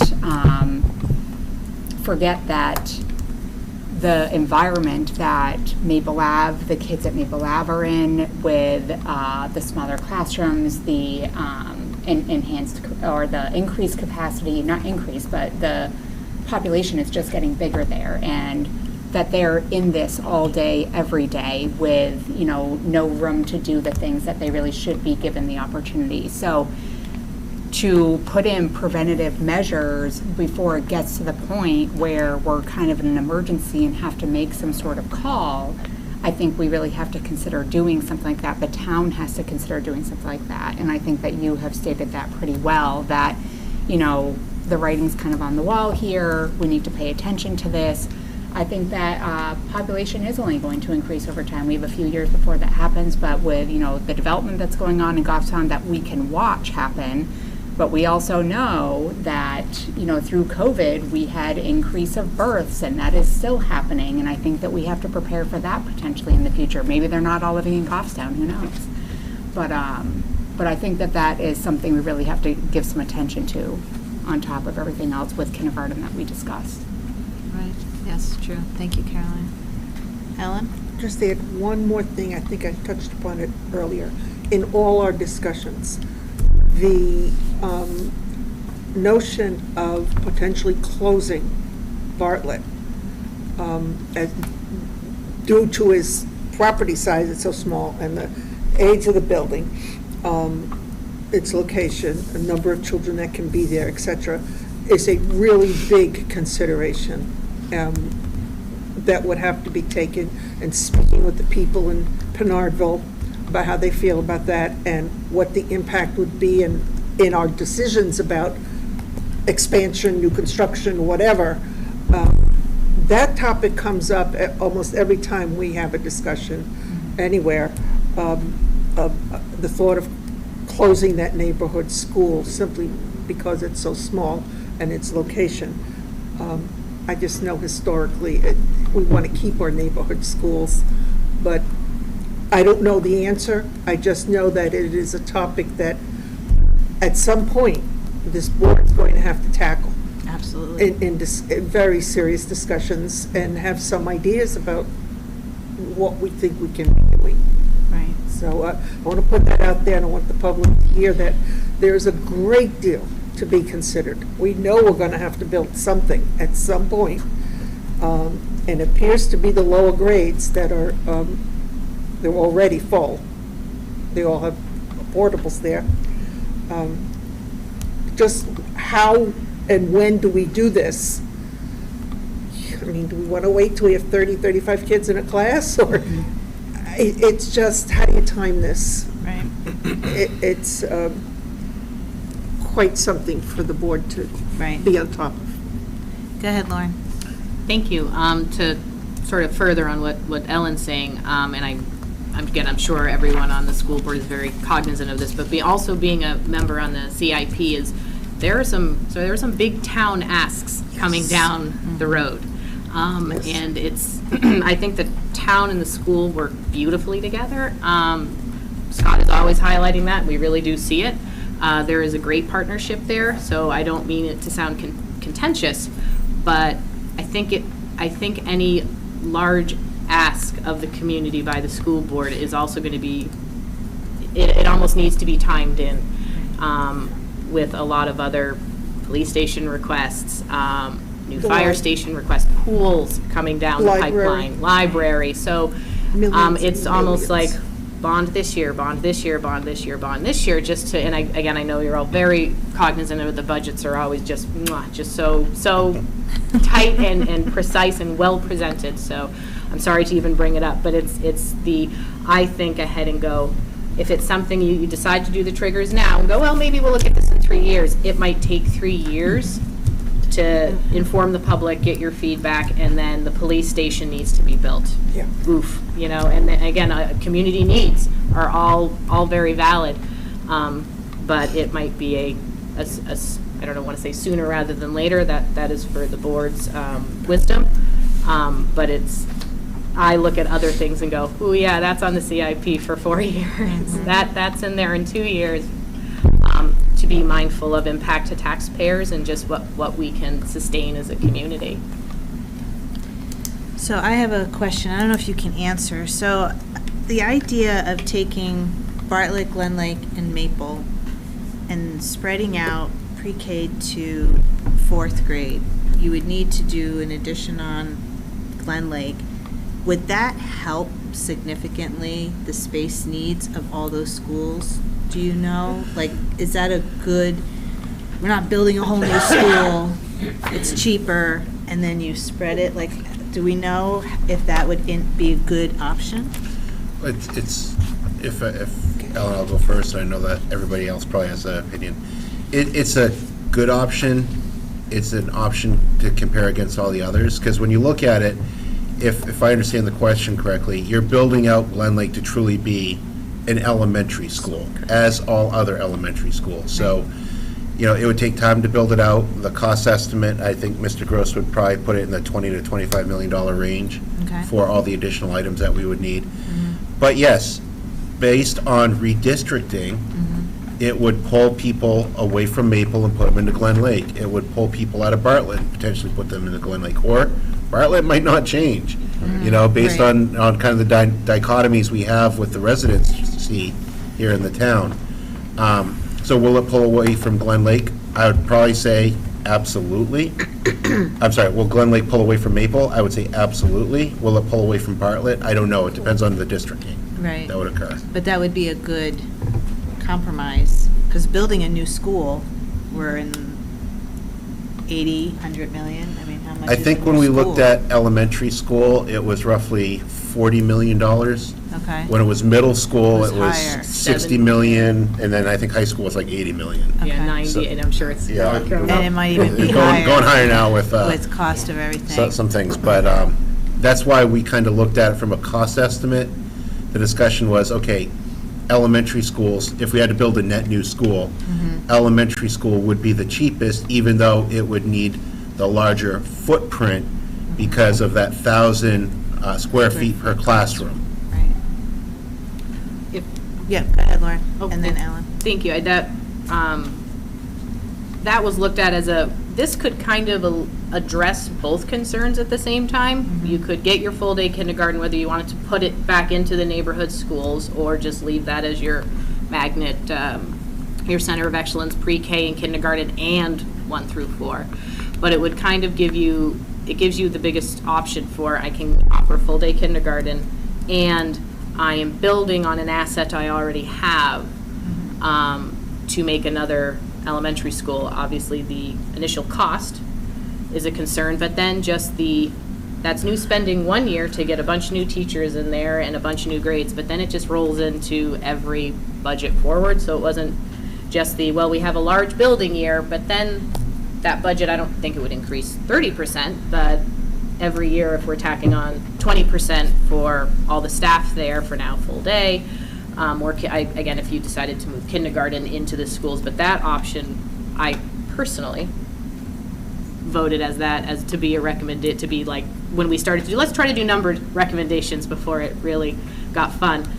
That was not in agreement with the committee. It was the cost was a big factor. Again, we could just say, money aside, that option kind of did both, but we don't know. We were not confident enough to say it was the best option for sure. Right. Thank you, Lauren. Go ahead, Alan. Whatever the grade configurations would be at the three, if we went with 3 elementary schools, to get to your question. Yeah. Yes, whatever we put at Glen Lake on that property would be there to alleviate the needs other at the schools. existing other 2 schools if we kept both of them open. Right. So their needs would be met in those schools. And then Glen Lake, because of its location, is sort of pretty darn good Yeah. for the whole town, would alleviate that. Now, the grade configuration, I'm thinking of operations. I mean, taking pre-K and kindergarten, making 3 of them as opposed to 1 because of the specialization and all that, I don't know. But however we choose to do it, yes, it would be designed and have enough capacity that it can alleviate The pressures the from the other pressures on the other 2, yes. Is how I've always seen it. And Yeah. Otherwise, it's no sense It's an doing it. interesting concept. I hadn't thought of that. I appreciate that. It's definitely something to look into and really, and I think I agree with everyone, we need to start talking about this now, because these, like Bog isn't done yet, but that could be done next school year. And then, all of this coming here and big houses being built in New Boston, I don't think we should wait 3 years. I think we should start talking and planning now. To Lauren's point, it may take 3 years. Let's not Right. forget. Right. When Glen Lake was approved, it took 3 votes, and that was with the state paying 75% of the building cost. So let's remember, the community of Goffstown said no twice, and then the third time they said yes. That was with the state paying for 75%. This is with the state paying 0%. Or we can get onto the list. There's a process for building aid, and Scott, it's around 10 million in total, but you have to apply. You may not even know if you're eligible before you go to your voters. It's a very complicated process, but it took 3 times to get Glen Lake. So just remember that. Go ahead, Ellen. It's important. Did you forget what you were going to say? Yes, and Okay. it was a good one. Oh, I got it. Okay. Came back. I'm thinking Lauren made an excellent point, and you're saying do it. I think we're at the tipping point. Any triggers we put in, our Yeah. schools are there. Yes. Our town, you look at the CFP, there are millions and millions of dollars coming, they're already in the works, already being planned in warrant articles. Right. Between the fire department, the library, and Parks and Rec, millions and millions of dollars. And they're already in the works for warrant articles. And we're sitting here wondering, when are we gonna be doing something? And we all know it takes years. And we have to get the word out to the public to understand what's going on and what we would decide to do. It's gonna take time, but the town's gonna be asked, starting this March, for millions of dollars on different projects in different places. The school's coming on a little bit late compared to what the town departments have already Well, done. and the reason for that, but let's talk about that. We brought a warrant article, so it was I think it was around 2006, 2007, maybe it was 8. We brought a warrant article to do renovations at Bartlett and at Maple, and it failed miserably. So you can say that it might have been, maybe it was a poorly conceived project, maybe it was communicated poorly, but that was the last time this community voted on a bond, and it was a resounding no. And remember, you need a 60% majority, not just a simple majority Right. for a bond. So, Retta and Ginny had their hands up. Go ahead, Retta. And this is going back to Lauren's comments and Ellen expanding upon that, but just thinking, I have to imagine that somehow these increased needs for all of the departments is due to the fact that the town's growing and there's new building construction coming in. And I know I said this before, this isn't just a school issue. It's all of the departments that are feeling the impact, and we're going to the same group of people for the funding. And is there a way to, and it sounds like some of the impact fees are not attached to all of the developments, which I think is a problem if the town is allowing this to happen, and all of a sudden we've got, these great budgetary requests from multiple committees, and, to what extent can we coordinate this or plan this or explain it to the taxpayers so they understand that with all of this growth comes, expenses and issues that have to be resolved. Again, that I'm not offering any solution other than this has got to be a bigger conversation and not just each of the separate committees. Right. Thank you, Retta. Go ahead, Ginny.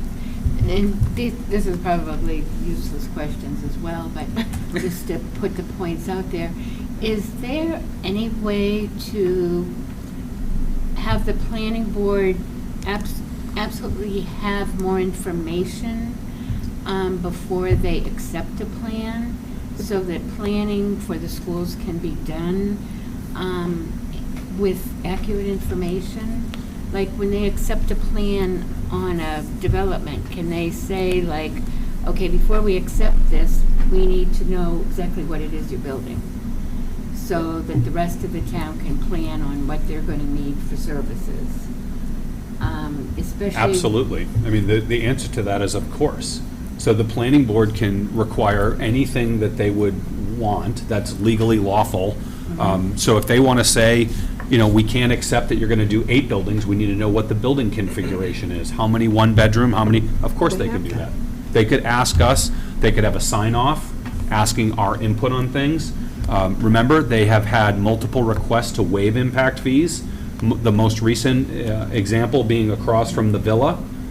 We wrote a letter in opposition that the board may recall to not waive impact fees, but yeah, the planning board, I think, certainly could request more information from us. And I think the town's got to realize, if we have elementary schools that are overcrowded and we're at a critical tipping point, I would hope that a pool, a new firehouse, a new library, all of those things would be secondary to a school.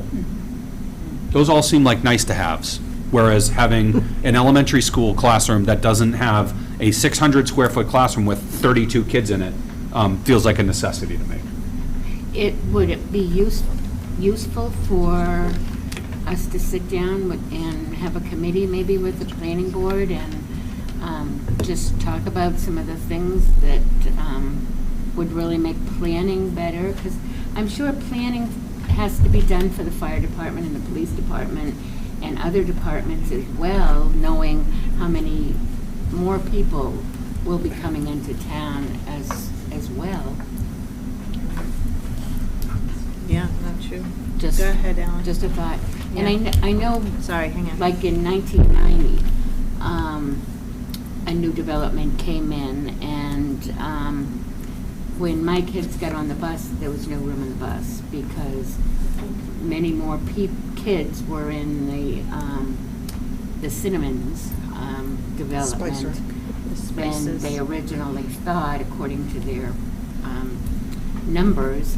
And it was a disaster because there were children after school waiting, and there were buses, and Sounds like now. it was no, it was really bad though, because kids couldn't go home, and Yeah. they couldn't go home on the same buses as their brother and sister because there weren't rooms. Right. It was a disaster. So had people had that information beforehand, it would have been useful, and I'm sure the same thing happened with classrooms that year. So it really is important stuff, so. Yeah, no, No, it is. Thank you, Jenny.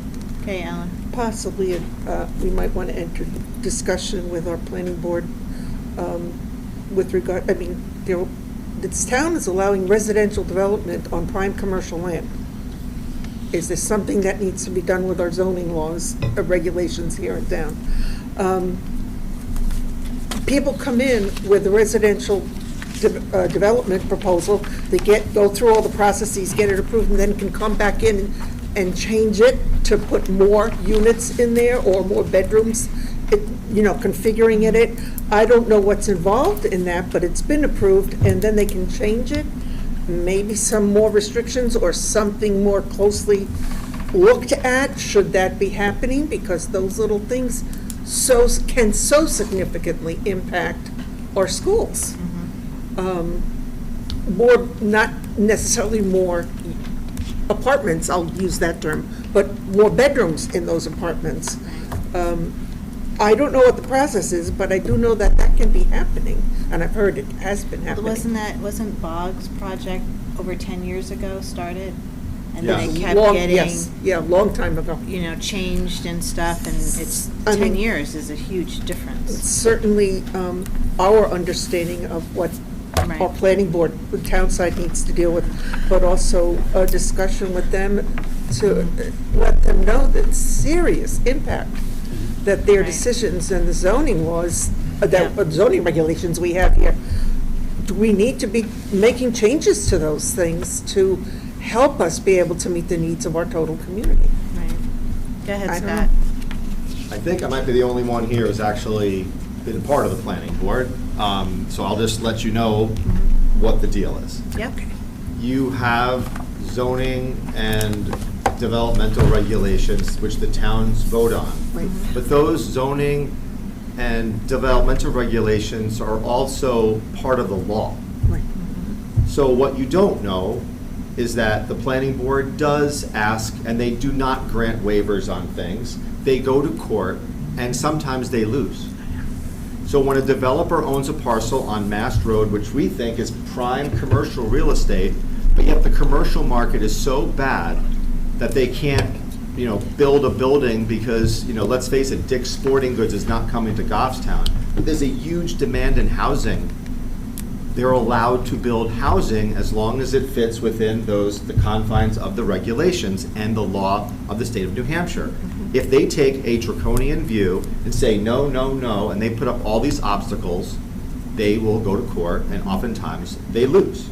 So you can have conversations with planning board members. I ask you, please do so. Talk to Kim Peace, talk to Jim Raymond and Tim Redmond and others, and I think they'll tell you that same thing, is that within the confines of the law, a person who owns property has a right to develop it.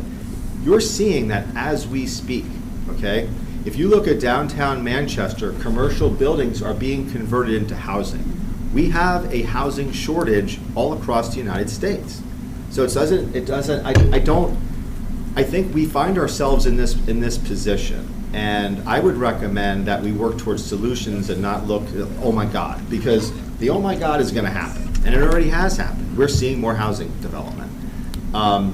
Not to mention the fact that housing is crazy right now. You're talking about 2-bedroom apartments renting for $2,000, $2,400.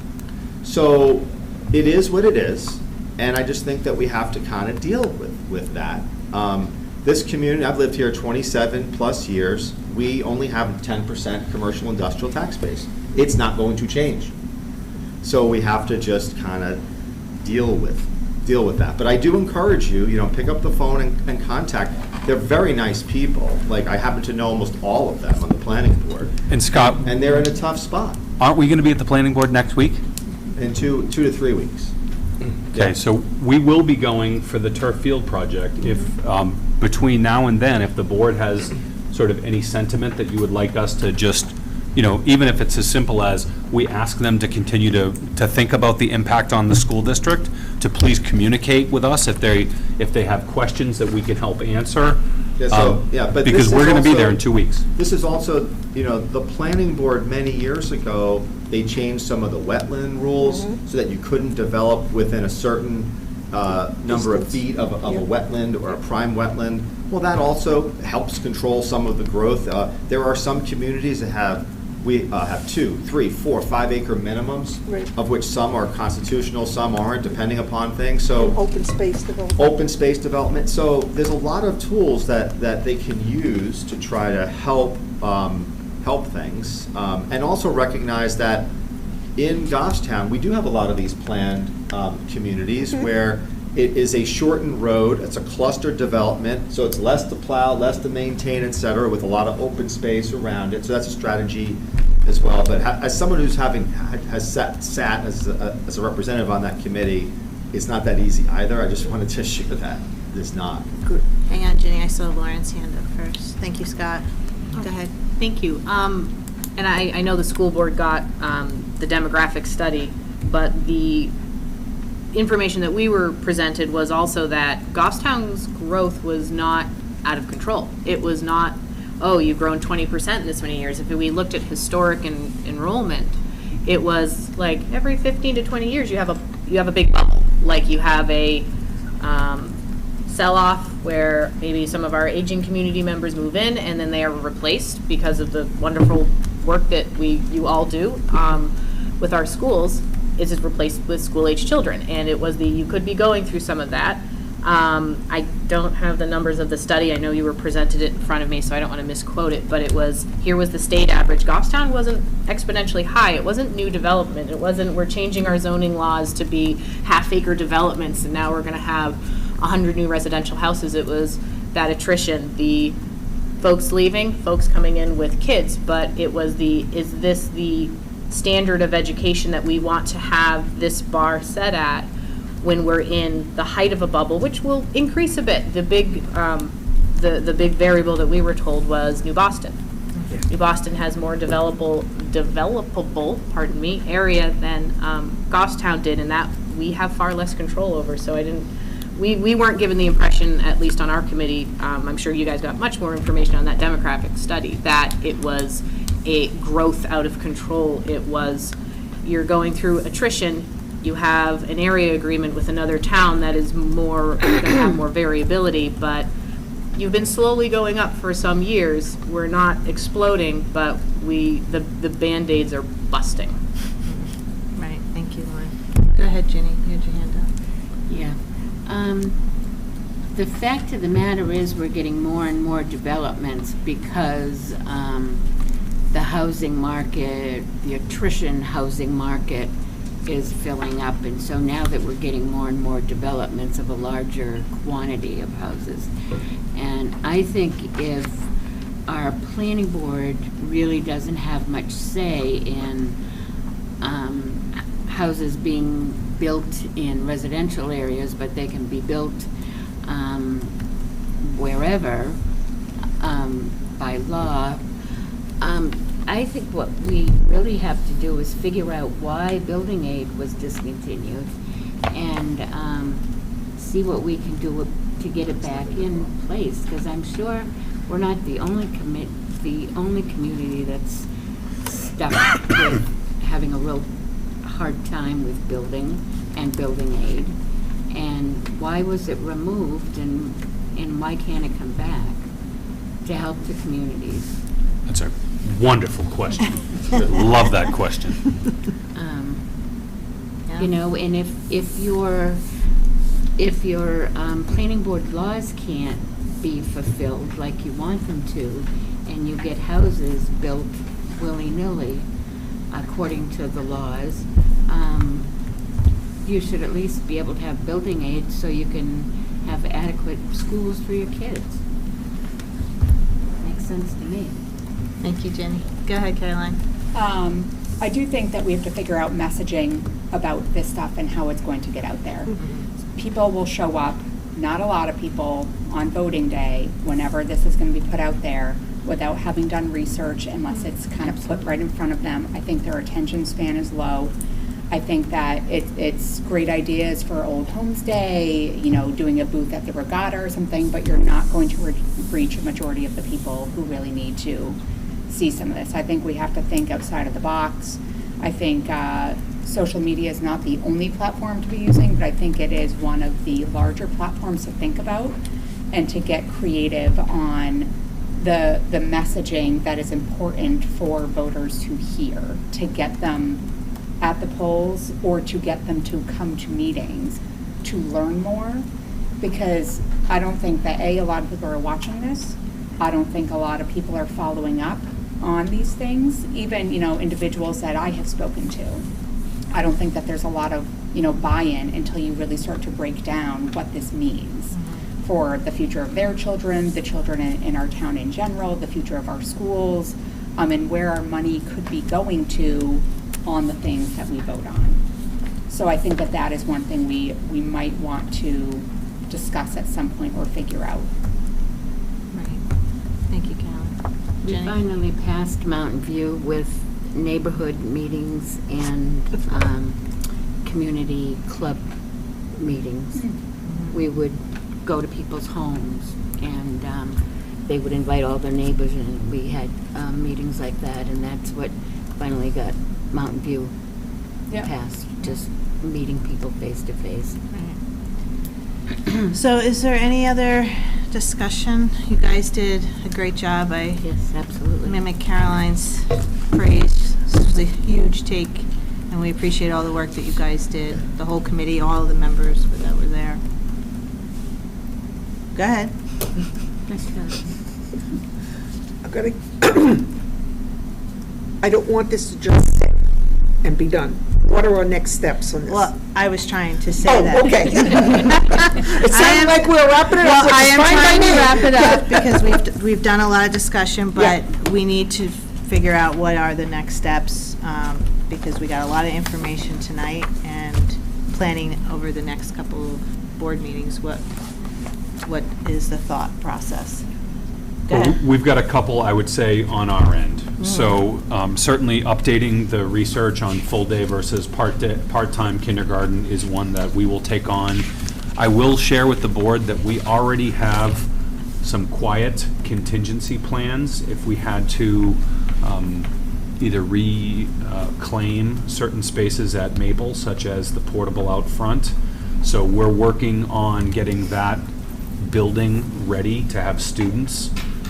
So including, we just got some pricing to rip out the old disgusting carpets and put in VCT tile, so that's in process. I will refresh, now that Mrs. Kohler is no longer our middle school principal, I have not had conversations with Mrs. Milligan about, have a plan in a folder on a shelf that you may not need to grab, but have a plan if I tell you I'm moving classes of fourth graders to Mountain View, that you need to have a plan for that. So I will share that with Mrs. Milligan. That is something that certainly Mrs. Kohler was aware of. So we'll update a little bit on those pieces, and anything else that the board would like, just let us know. But immediately I would say those pieces are happening. Okay. Anything else from board members that you'd want to see?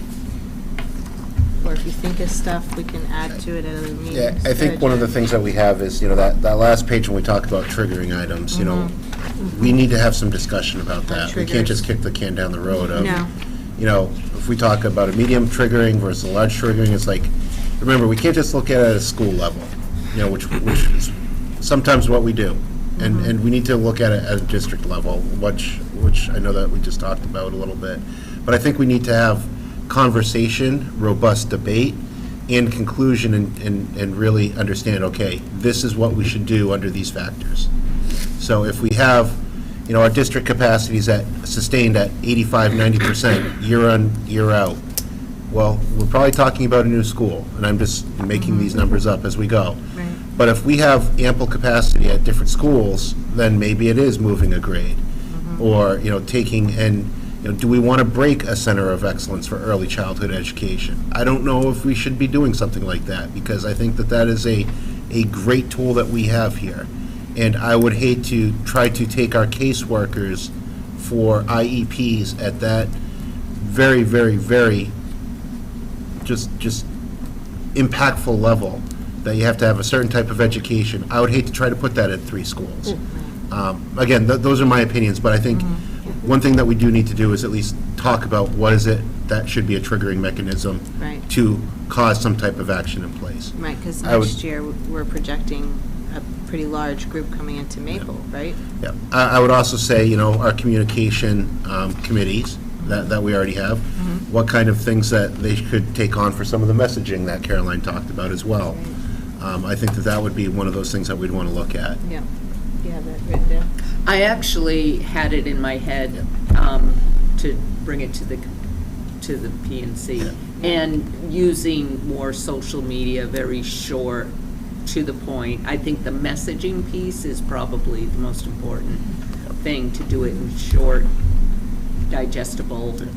Those consumable snippets that we can Yeah. get, yeah. Thank you. Absolutely. Now, having the talent to do it, it will be the question, but we'll get there. So how do we figure out triggers? I think the triggers, it probably makes sense to let us work on that. Okay. So if we can,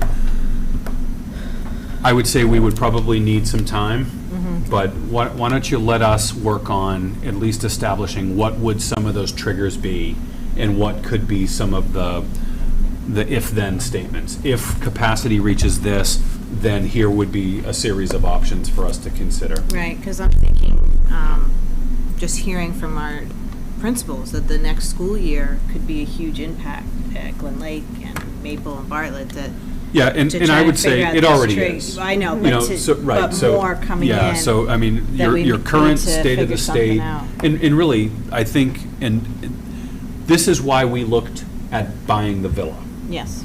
was for this very reason, was to alleviate this kind of fourth grade, could be part of third grade strain on those elementary schools. This is exactly why we looked at purchasing that building. Unfortunately, Didn't work out. that building needed so much work to make it operational, would have been cost prohibitive.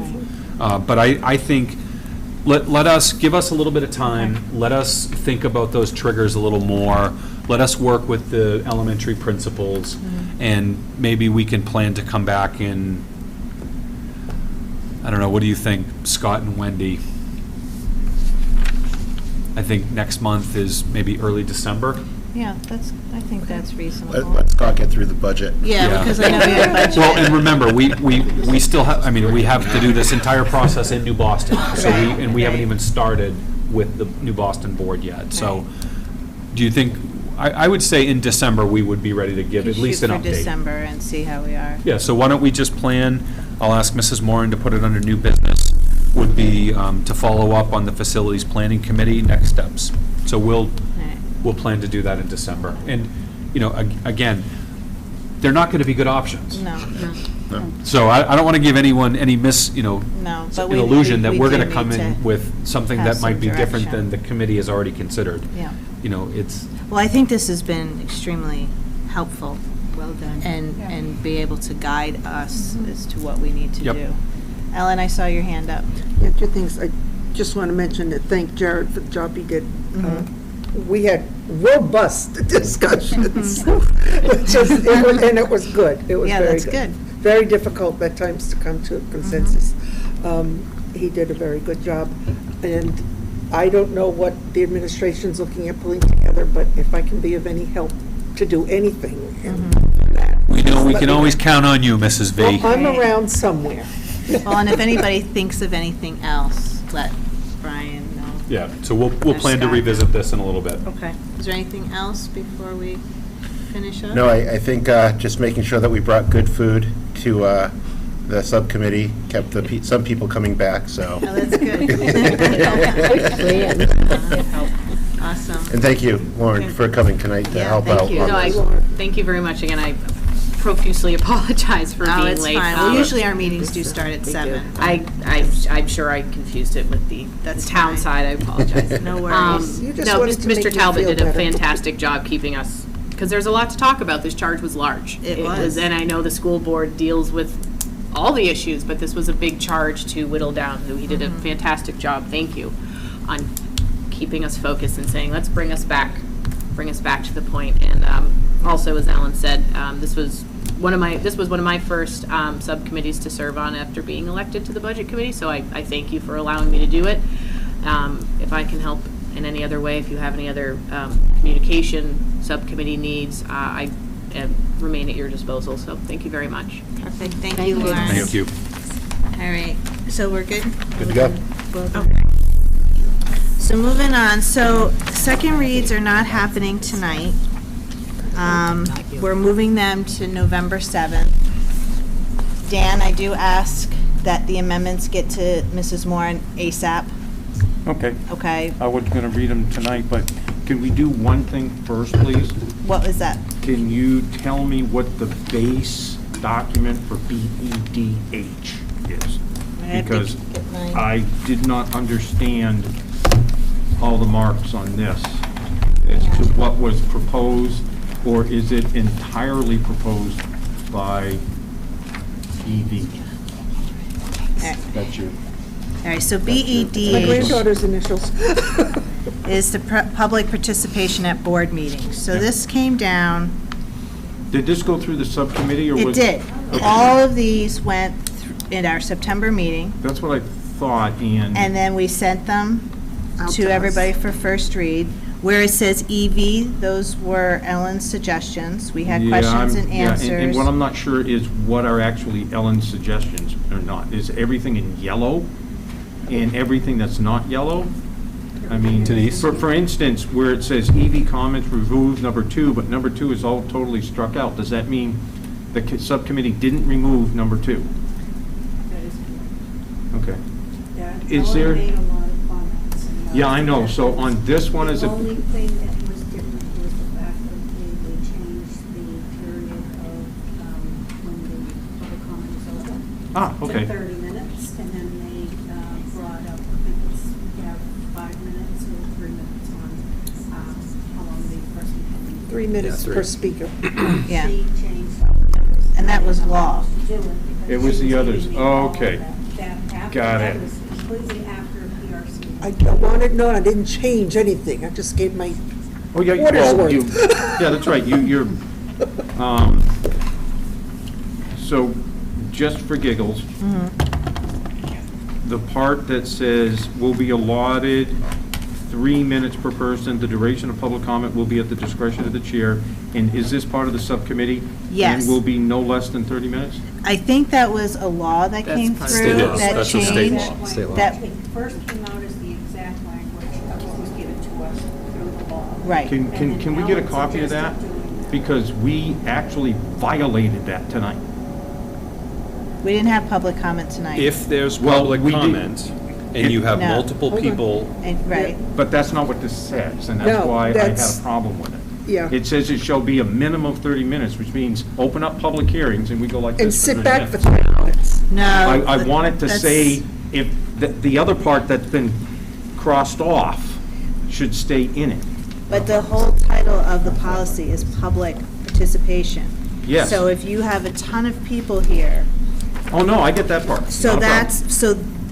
that's, it does say that because this is about public comment and that they are, the chair can allow up to 30 minutes Right. at their discretion. So Right. it's all of these are what the public is expected to do.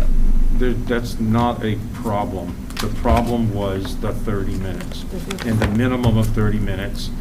But and- that's the law. Well, can anybody help me and just? should there see be the- sufficient interest in providing, it's just That- like- that's almost where like I'm going. like a disclaimer. Exactly. We Okay. only have 1 or 2 comments. Are we supposed to sit here for the next? No, we can't, No. but the policy that's- says that's how that it unless we sounds. put it in the policy. Either by reference or something is Yeah, the yeah. only thing that I'm looking for. Yeah. I had a problem Okay, with that SB too. 410, I got it. I will work on these. Okay, so we'll see these again. Okay. So 20, November 22. 7th, they're supposed to come for second read.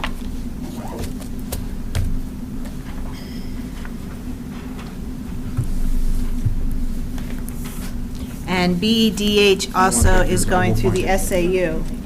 Okay, thank you. What's it called? Well, the same policy is New Boston, Oh. is Goffstown, and it's coming to the SAU at our SAU meeting next month, and they're all gonna say the same thing. 'Cause They're it's gonna the same policy. So this was discussed in September at our policy meeting. We went through quite a bit that night. Who's we? Ours or the SAU's Our policy? committee, our Goffstown Policy Committee. So. I think that was the one I missed. Yes, but you got them Yep, via email. thank you. Right I after. did. I actually only got the chance to go through them with everything else that's going on Sunday. Oh, today's Monday. There's That also- would have been Yes. yesterday. Yes. It's been a very, very long election season. I understand, but some of these are law that we need to get moving on. So November 7th, we have to do a second reading. They are law, but I don't think it's, Some what do of you them call it when are. you actually write? Required. No, it's, Shall. it's all the verbiage of the law isn't Yes, stated but some of verbatim. the That's the word. policies, But we need to have the policy by law, but it should yes, be all of the law. Oh, okay. Yeah. and there's just- also a packet of SAU policies. Yeah, but as that's, well. that's Oh, I next don't think I month. remember seeing that. Yeah, there's a whole packet. Okay. So Dan, get them to her as soon as you can, so I that will. we, so that then Mrs. Moore can send it out to the full board. Agreed. I appreciate that. Thank Okay. you. All right. All right, so the next is staffing. So just a couple of notifications. We have 2 observers from St. Anselm College that will be going to Bartlett. So we're happy to welcome those aspiring educators. And for your approval, we have a number of co-curricular athletics and non-athletic nominations for your approval. So we're happy to have basketball at Mountain View, boys A, and you'll see a girls B team as well. Those are always a challenge for us, so I'm very pleased that they have a B team. And many thanks, these are parents that are stepping up primarily, so we're very appreciative of those parents, including Mr. Hughes, who's going to be working at Bartlett with our robotics and Lego League, and that's a little bit like having Bill Belichick coaching a robotics team. He's a pretty involved in this gentleman. Very good. Does anybody have any questions on any of these? If not, take a motion. Do we need a motion for it? Yes. For the approval. For the To approvals. For, approve the nominations as presented? okay. I second. By Caroline. Any further discussion? All right, seeing none, all those in favor say aye. Aye. Opposed, abstaining, we're unanimous. Thank you. All right, so the last is the budget review, discussion, and adoption. So, That has Mr. got- Gross, we'll hand it over to him, but we are looking for the board to hopefully be at a point to adopt the budget and to send it to the Budget Committee. Thank you. So at the last meeting, the question was raised about the non-union / salary pool dollars, and I believe it was Dan who inquired, why isn't it part of the default budget? Because the salary pool is a pool of money that was approved by the voters in years past, and there were no increases in the salary pool. I have to admit that I was a bit uneasy. I didn't agree initially. I did speak to our council about it, our school district council, about another matter, and Gordon Graham stated to me that, yes, this is definitely a default budget item. Your salary pool is an amount that is year after year after year, so it's programmatic.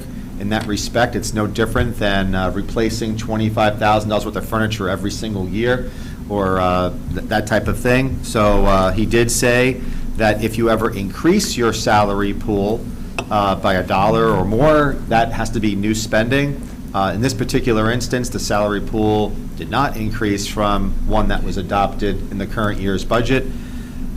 So in that respect, there are 2 options, before you.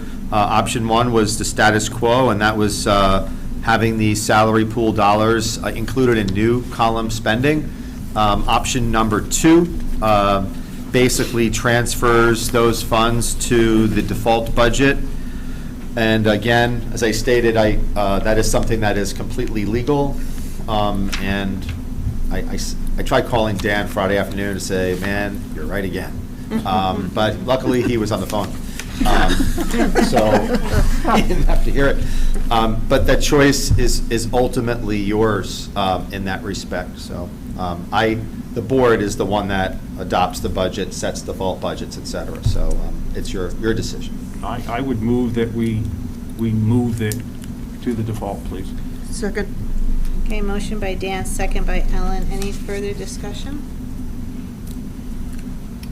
Oh, go ahead, Shane. Just a quick question for Scott. Scott, that's your recommendation at this point? It is, I put that in an email to you as well. It does make sense.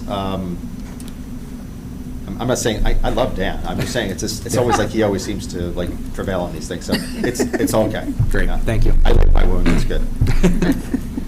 All right, so, Jared, do you have a question? No, Oh, okay. no. So we have a motion and a second on the table. Scott, do you want to just? Yeah, it would be to, Say that again? proceed with option 2, which is putting the salary pool dollars into the default budget. Which So is there's your going to be 2 motions that are going to be needed, by Yeah, the way. right. That's one, and then the second one would be the dollar amount. Right, so Dan motioned to put it into the Yeah. default budget, and we have a second. I haven't taken a vote yet, but do you have any questions or discussion? before Yeah, we do? the Dan rule, I think was in the email, whatever it was. Yes. The Dan question, no questions from me. Okay, all right, any further discussion? Seeing none, all those in favor say aye. Aye. Opposed, abstaining, we're unanimous. Thank you. Go ahead, Scott. So hopefully somebody has the sheet there, and this would simply be to move the budget that has been drafted, and you can certainly read off the amounts. The most important one, obviously, is, we usually focus on the total appropriation, and there are, so the total appropriation includes your food service budget, so I'm just going to read them. Your proposed general fund budget is $48,718,657. Your proposed food service budget for FY '24 is $1,293,523, and those are funds that are not raised by taxation. And then lastly, your special revenue, that's your grants budget, that is $2.5 million, and again, that is not raised by taxation. So your total FY '24 total appropriation that I would recommend that you move to the Budget Committee would total $52,512,180. If I may. Yes, go ahead, Dan. I'd like to make a motion that we adopt and move to the Budget Committee for consideration a fiscal year 2024 total appropriation of $52,512,180 based on a default appropriation of $52,106,150. Is that accurate with the change we just made? No, this is this paper. That is the change. Okay. All right, Am I thank you. correct, Scott? The default calculation There is. is right below it. Right below. Did you right. read that number right, Dan? Yes. I read what He was read- on the sheet. 193,941? 193. What? No, we have a different This is number. what I read, Scott. I just want to make sure that it was these two. He read the 52,106, 52,512. Hold on. I read that. That's option. That's option 1. That's option 1, Dan, I'm sorry. I only had one option. It was this number. yeah. All right, let me rephrase if I must. Okay, Denise, are you ready? I mean, the second side was a little blank. Yeah, I don't have a second side. That was option 2. That was the side I wanted to read. I thought not I my only got fault. one. Okay, I must not even have. I would, the same motion Okay, with the numbers $52,512,180 with a default appropriation of $52,193,941. Second. all right, so I have a second by Ellen. All right, any further discussion? Okay, seeing Scott. none, all those in favor say aye. Aye. Opposed? Abstaining? We're unanimous. Thank you, Scott. All Thank right. you, Dan. Thank you, Dan. All right, so is that it with the budget stuff? Yes, for me, yeah. All right, is there other business that may legally come before the meeting? Yep, go ahead, Jared. Just a question, I know that we have looked at our proposed budget and default budget. What is our timeline for additional budgetary warrant articles, specifically the CRF? Yeah. I would say anytime. What do you think, Scott? Yeah, I mean, it would be any time over the next few meetings to discuss that. We have typically put monies into the capital reserve fund. I would recommend that we think about a little bit higher amount for a number of reasons, but we can certainly discuss that at a subsequent meeting. The other thing that we took action on, if you'll recall, was we essentially liquidated the Bartlett Capital Reserve Fund, and there's going to be a warrant article needed to ask the voters to close that out. So those are the only other two that I'm aware of, other than the GESS Right. Support staff contract. Support staff contract. Go ahead, Ellen. There was discussion about bonding with regard to CIP dollar amounts. Yeah. Are we looking at doing that this year, or what's the results of? I don't think this year at all, no, but I do think that as part of our conversation for the Capital Reserve Fund, that's probably going to be a discussion, but I think we're a couple of years out on needing to do it. You know, Jared is correct. I mean, I think when we've looked at our CIP, if you take out just even that kindergarten expansion, I think it's $5 million without it. So, and that we're talking about pavement projects, roofing projects, air handlers, air conditioning units, you name it, over the next 6 years. It's quite a bit, and the 200,000 is just not going to keep up. So, and I haven't even talked about IT things. You know, we've talked about Wi-Fi density and, you know, servers and things like that. So it's the cost of running our schools. It's So maybe the next board meeting or or the one after, yeah. One of them in We November definitely have a wanna- list. Probably November, one of the two meetings in Okay. November, we should talk Yeah. about that. Absolutely. I think we should have something closed probably by the end of November so that we can have the budget committee look at it in the December Yep. timeframe. Right. So November 7th is our next Yeah. board meeting, if we could have a recommendation list. Yeah, they haven't even opened up the portal yet, so that you can put these warrant articles in, so they Okay. should be doing it, I think, any week now. The other thing I was going to share with you is that our tax rate for Goffstown will most likely be set this week. I got a call from the DRA, and I know that Town Hall, they just sent me something as well. So once I get that tax rate, I'll forward it to you. It'll be before your next meeting, so you'll get a PDF copy of that. And the school district was well within our projected target. Okay, perfect. All right, did you want to? Yeah, more just other business, very quickly. Yeah. Just wanted to mention that the final draft Yep. of the mission statement is in your packet.